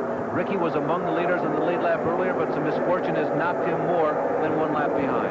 Don't count Harry Gant out of this race either. He moves to the outside of Darrell Waltrip and goes into second place momentarily. Look at the racetrack being used by Neil Bonnet and Darrell Waltrip as Bonnet shot to the inside of the racetrack and got very low here on the main straightaway. Larry, that was a real impressive move. Bonnet went way down out of the groove and said, hey guys, watch this. I can make this thing go fast anywhere on this racetrack. I'm going to beat all of you other than Bodine into the first corner. Bonnet is probably trying to get to the front because he thinks Elliott is coming. Watch Neil Bonnet drive as hard as he can to try and get around Jeff Bodine and try and put some distance between himself and the predicted Bill Elliott, who has not made his way into the picture yet, still about 100 yards behind. Yeah, as a matter of fact, he is in 6th position. Jeff Bodine, number 5, Neil Bonnet in number 12, Darrell Waltrip in car number 11 with his problem solved. Harry Gant about 3 car lengths behind in 4th spot in car number 33. Benny Parsons among the first 6, and once again, Bill Elliott stalking. 179 laps have been completed. Horsepower, very important to Neil Bonnet. Dick Berggren talked with him earlier. How close are you in the power department? My motors are super. JV Ranger builds my engines. I'm tickled to death with them. We keep throwing him a curve all the time. He keeps coming right back with a lot of hard work and giving me good motors. We abuse them all the time. They stay together, and if we ever lose one, it deserves to go because we're punishing them pretty bad. Grand National racing at its best here at Pocono. There are 7 cars that are capable of winning this race here with now 20 laps to go, less than 20 laps to go. Jeff Bodine leading, Neil Bonnet right behind, trying to move to the inside as they go in the north straightaway, and Bonnet goes inside and passes. Jeff Bodine for the lead. Oh, and Bodine says, nothing doing, Mr. Waltrip. I'm second. I'm holding on to the spot. Oh, and Waltrip squirrely in turn number 3, but hangs on. Harry Gant moves to the inside of Darrell Waltrip and takes over 3rd. Here comes Bill Elliott right along, too. Bonnet and Elliott trying to draft away, Bob. Benny Parsons also mixes it up in a 6-car battle. Gant slides through. Gant is now 3rd. Here's Bill Elliott on the inside. Elliott is now in 4th. He slips in front of Benny Parsons. Bodine is trying to help himself as well as Neil Bonnet. And look at Bonnet. Outpull Bodine, at least at this point on the racetrack and at least for this lap. Bodine, or rather Bonnet, really showing some muscle. It's just unbelievable how these cars can be running right together on the racetrack after 181 laps around a 2.5-mile tri-oval. But we are set up for an unbelievable finish here at Pocono. The leader comes off of corner number 2, and here is the replay. Watch Neil Bonnet go to work on Jeff Bodine, 150-mile-an-hour plus. It goes without saying. Let's watch it. It's trust. That's all it is. Pure, hard trust. As Bonnet moves to the inside, he couldn't have missed Bodine's car by more than a few inches. And Jeff pulled right down in front of Darrell. Darrell saw him coming, gave him the room, and that worked out pretty fine, too. Here they come down the main straightaway once again. It's Bonnet, Bodine, Elliott, Gant, Waltrip, and Benny Parsons in that order. Kyle Petty has not been able to come up and rolling dice with the first 6. You thought maybe he could, but it's just not right there. They've done that terrific job today, staying in the lead lap, but Kyle remains in 7th position. Ronnie Bouchard has recently gotten around Kyle, as a matter of fact, but he is in 7th position on the racetrack. Yeah, Ron is a lap down, so Kyle hangs on to that 7th spot, despite the fact that Bouchard did pass in the last couple of laps. We stay up front with the leaders. Here they are. Well, Kyle Petty, Bob, has had a 2nd spot. There is Kyle right in front of our camera car, Lake Speed. He's had a 2nd spot this year already at Talladega, as a matter of fact. And there is Kyle from Lake Speed's car as Kyle continues to run in 7th position. He had a 5th earlier this year at Rockingham. He's also had a 3rd at Dover. And a 5th, as a matter of fact, the last race at Daytona. Down once again, headed into turn number 1. The laps continue to tick off. We have less than 17 to go in this 200-lapper here at Pocono. Well, Neil was not able to shake Jeff, and they've been not able to get away from Elliott. Elliott suddenly emerges as, once again, the fastest car visually at this moment on the racetrack. Now, it's a matter of driving. Can Neil Bonnet and Jeff Bodine, showing their athletic prowess, hold back the apparently faster-running Bill Elliott? Elliott's so strong this year on the NASCAR Winston Cup Trail, but right now entrenched in 3rd position, following Jeff Bodine and Neil Bonnet. Bonnet once again gets into the dust just a little bit on the inside of the 3rd turn. 184 laps have now been completed. We'll be back with our live coverage from the Summer 500 after these messages. This is the battle continues on Pocono International Raceway in the Summer 500. Neil Bonnet, Jeff Bodine, and Bill Elliott still running in that order, but now it's time to pick the winner. And let's go to first our esteemed reporter in the pit area, Jack Arute. Who's going to win? Well, because I get to pick first, I'm going to go with the guy that's first right now. I think Neil Bonnet's been holding back just a tad. He's had some good gas mileage. He's running real strong. I think the only thing that could let Neil Bonnet down is Neil Bonnet himself, and we'll find out in a few laps. All right, now down to the other end of the pit area. How about you, Dick? I think Jack's wrong. I think Jeff Bodine's going to win this. I think he wants to vindicate himself for the last race and also for the fuel thing. I think you're going to see Jeff Bodine in victory lane. Larry, what do you think? Sentimentally, I would go with Jeff Bodine. I'd like to see him vindicate himself, as you say, Dick, after what happened last time.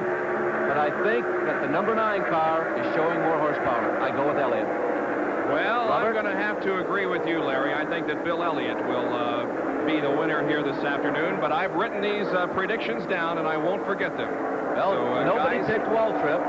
Stand by for your opinions.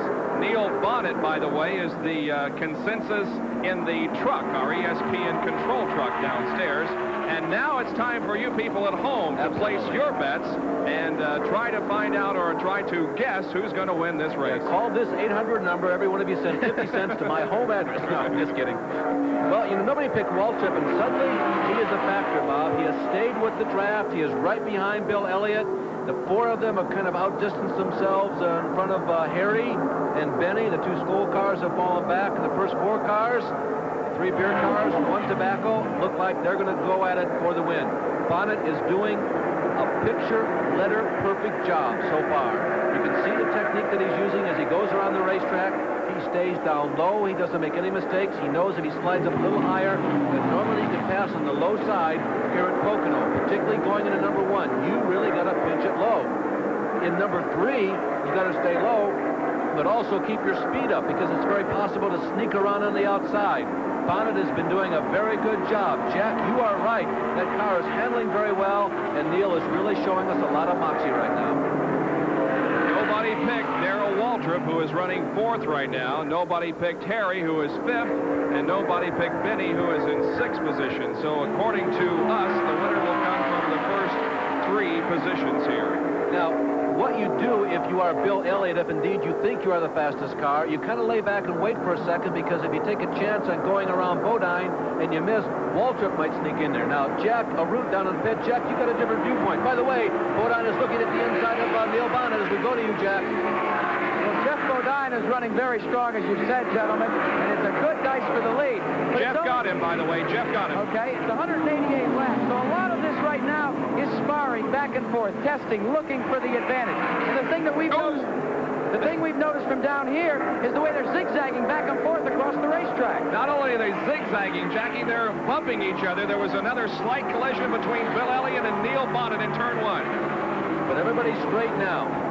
And here comes Waltrip. Suddenly Waltrip is runner-up, and here comes Bonnet trying to get Elliott back.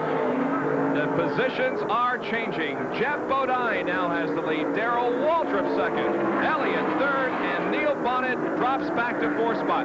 Let's take a look again at this bump down in turn number 1, Elliott and Neil Bonnet. Now, Bill is on the inside. Can he stay low enough? Yeah, low enough, and maybe a little too low. You see, he goes off the racetrack, and it throws him off rhythm, and he slides up, I think, a little bit into Neil Bonnet. Sometimes it's hard to tell unless you're in your cockpit. Big smoker looks like Richard Petty pulling in the pits off of turn number 4. Car smoking very badly. Richard Petty is smoking badly coming into the pit area. We saw this smoke several laps ago, and now it looks like that Richard is going to come in and perhaps drop out of the race. Well, he's carried as long as he could, Bob, and I think the bottom just fell out of the grocery sack. There's Petty stopping in the pit area. The crew looks the car over. They're raising the hood on it, but it appears to me to be a terminal problem with that STP Pontiac. So we continue with less than 11 laps to go now. Any one of 4, 5, or 6 drivers can win. Stay with us.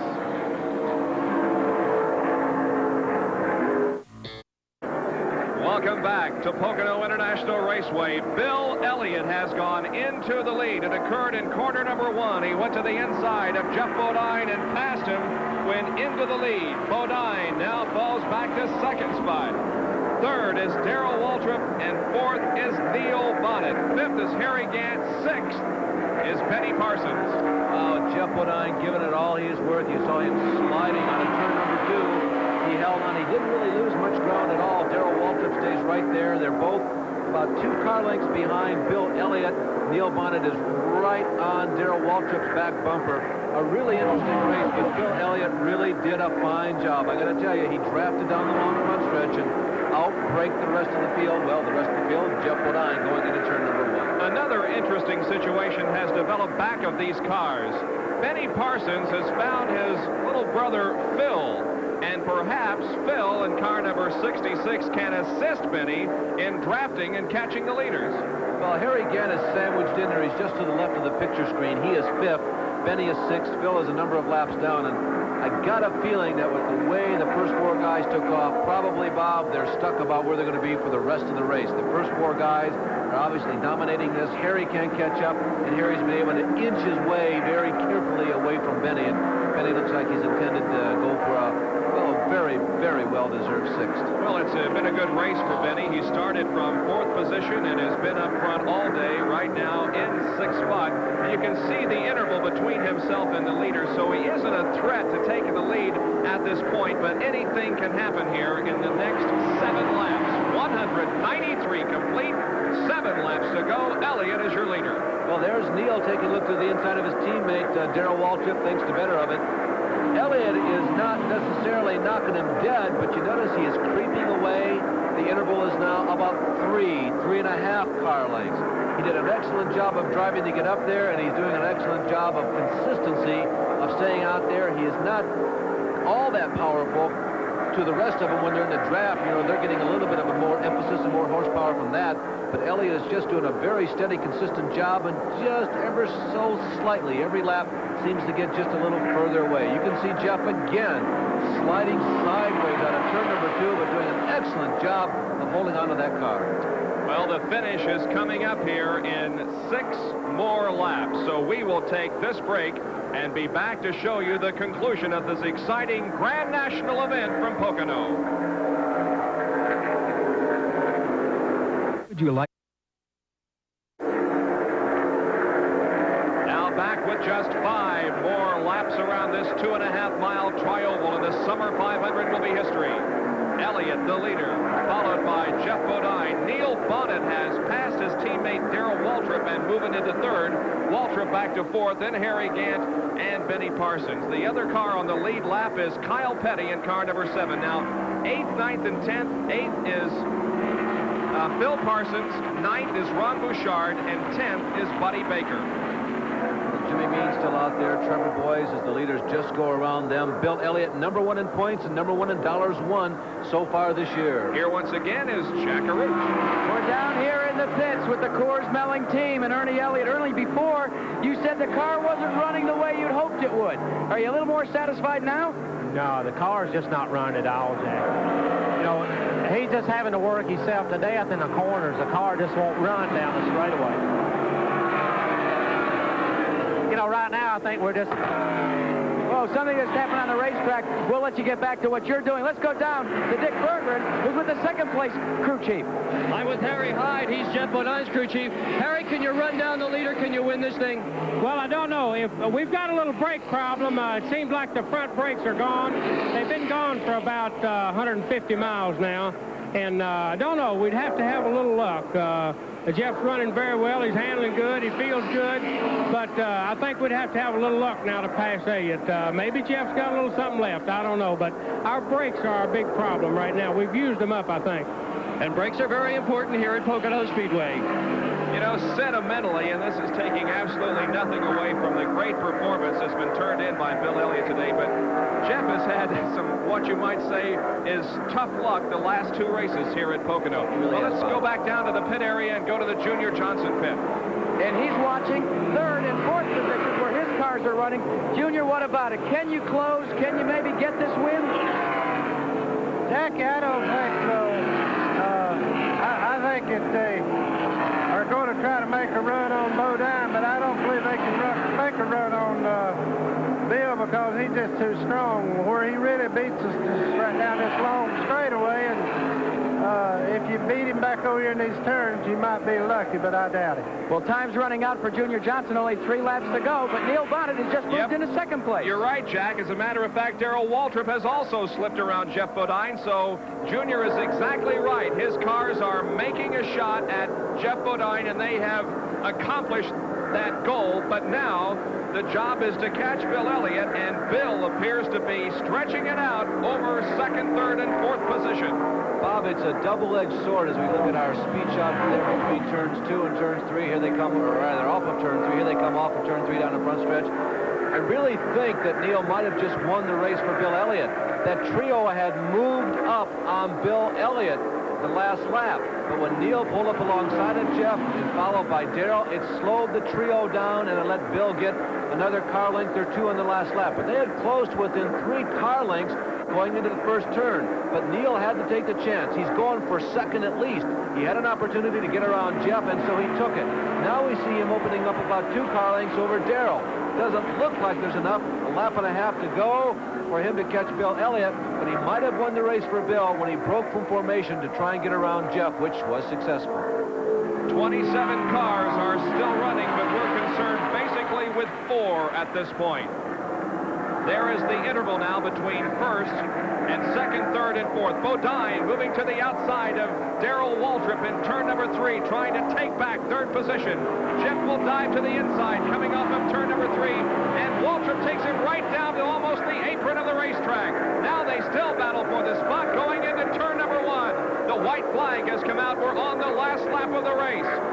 Bodine and Waltrip battle for 3rd spot. Waltrip is to the inside, and Bodine is high on the racetrack. It looks like they may have touched once again in turn number 1. Here they come off of corner number 1 onto Long Pond straightaway for the final time this afternoon. Look at Jeff Bodine and Darrell Waltrip go fender to fender out there and wheel to wheel. Into corner number 2, Waltrip grabs back 3rd position. Up front, it continues to be Bill Elliott's race with Neil Bonnet running 2nd. There is Elliott approaching turn number 3 on the final lap of the race. He dives that car to the inside of the racetrack. Now comes off of turn number 3. He can see Harold Kinder with the checkered flag in hand. Here comes Bill Elliott. He wins the Summer 500. Neil Bonnet finishes 2nd. The battle for 3rd goes to Darrell Waltrip by just a few inches over Jeff Bodine. Boy, that was a thing of beauty. That battle for 3rd position It's really too bad. It's one of those cases, it's too bad that somebody had to not get it. That was just an excellent job of race driving by two thoroughly professionals. Just outstanding. I know that Bill Elliott won. Neil Bonnet finishes second, obviously doing good jobs, but that last lap, that third position battle between Jeff Bodine and Darrell Waltrip was just beautiful. Bill Elliott has won the Summer 500 here at Pocono. And despite the fact that the crew said the car just wasn't performing as it should have, by golly, Bill walks off with the victory anyway. Well, let's take a look at this battle for third position as they came down off of corner number 3. Waltrip leading at this point, Jeff Bodine. Well, Jeff looking to the inside, to the outside, back to the inside. Says, okay, my chances go to the outside. He tries to keep the momentum up as much as he possibly can. He's got the momentum, but there's just not enough time before the start-finish line. Just about a half a car length. Third place goes to Waltrip, and Jeff Bodine is fourth. We'll be back to talk with Bill Elliott, the winner, in just a moment.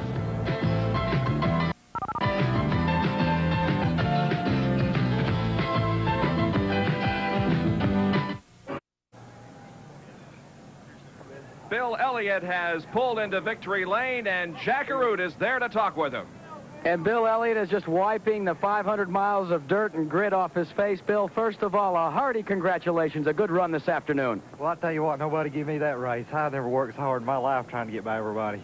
Throughout the afternoon, Ernie kept saying in the pits the car wasn't right the way he wanted it. What was really wrong with it, Bill? I just couldn't get off the corners. And, you know, when I did get out in front, I was getting through the corners good enough that I could make some ground on them. But if ever was right there, boy, they could tear me up. And I knew the best thing I could do was try to get by them and catch traffic and do what I could to stay in front. And I got by them and got them to race, and that's all that saved me. What about that kind of racing? Is that fun for a driver, even though the pressure's on you? Is that the way you want to perform? I love it. I guarantee you that's the way to go. Well, this is another one on a long windscreen. It looks really incredible. Bill Elliott, you've turned your year around. I remember 1 year ago right here at Pocono, things were really down and out for the team. What's the key that turned it all around for you, Bill? You know, I really don't know. Everything started working toward the end of last year, and then one thing led to another, and we worked hard over the winter. You know, and then we got things worked out, and we were kind of going pretty good right there, and then a couple of rule changes kind of messed things up again. You know, we still hadn't got the car back like we want it to be, but you know what, they can't say it didn't work for that today. No, indeed they can't. Let's go back upstairs from Victory Lane back to the tower. All right, Jack, and our congratulations from the booth to Bill Elliott. The Winner's Circle interview has been brought to you by Goodyear. Goodyear tires and Goodyear service for more good years in your car. We'll be back to check with the second place finisher and have some post-race comments.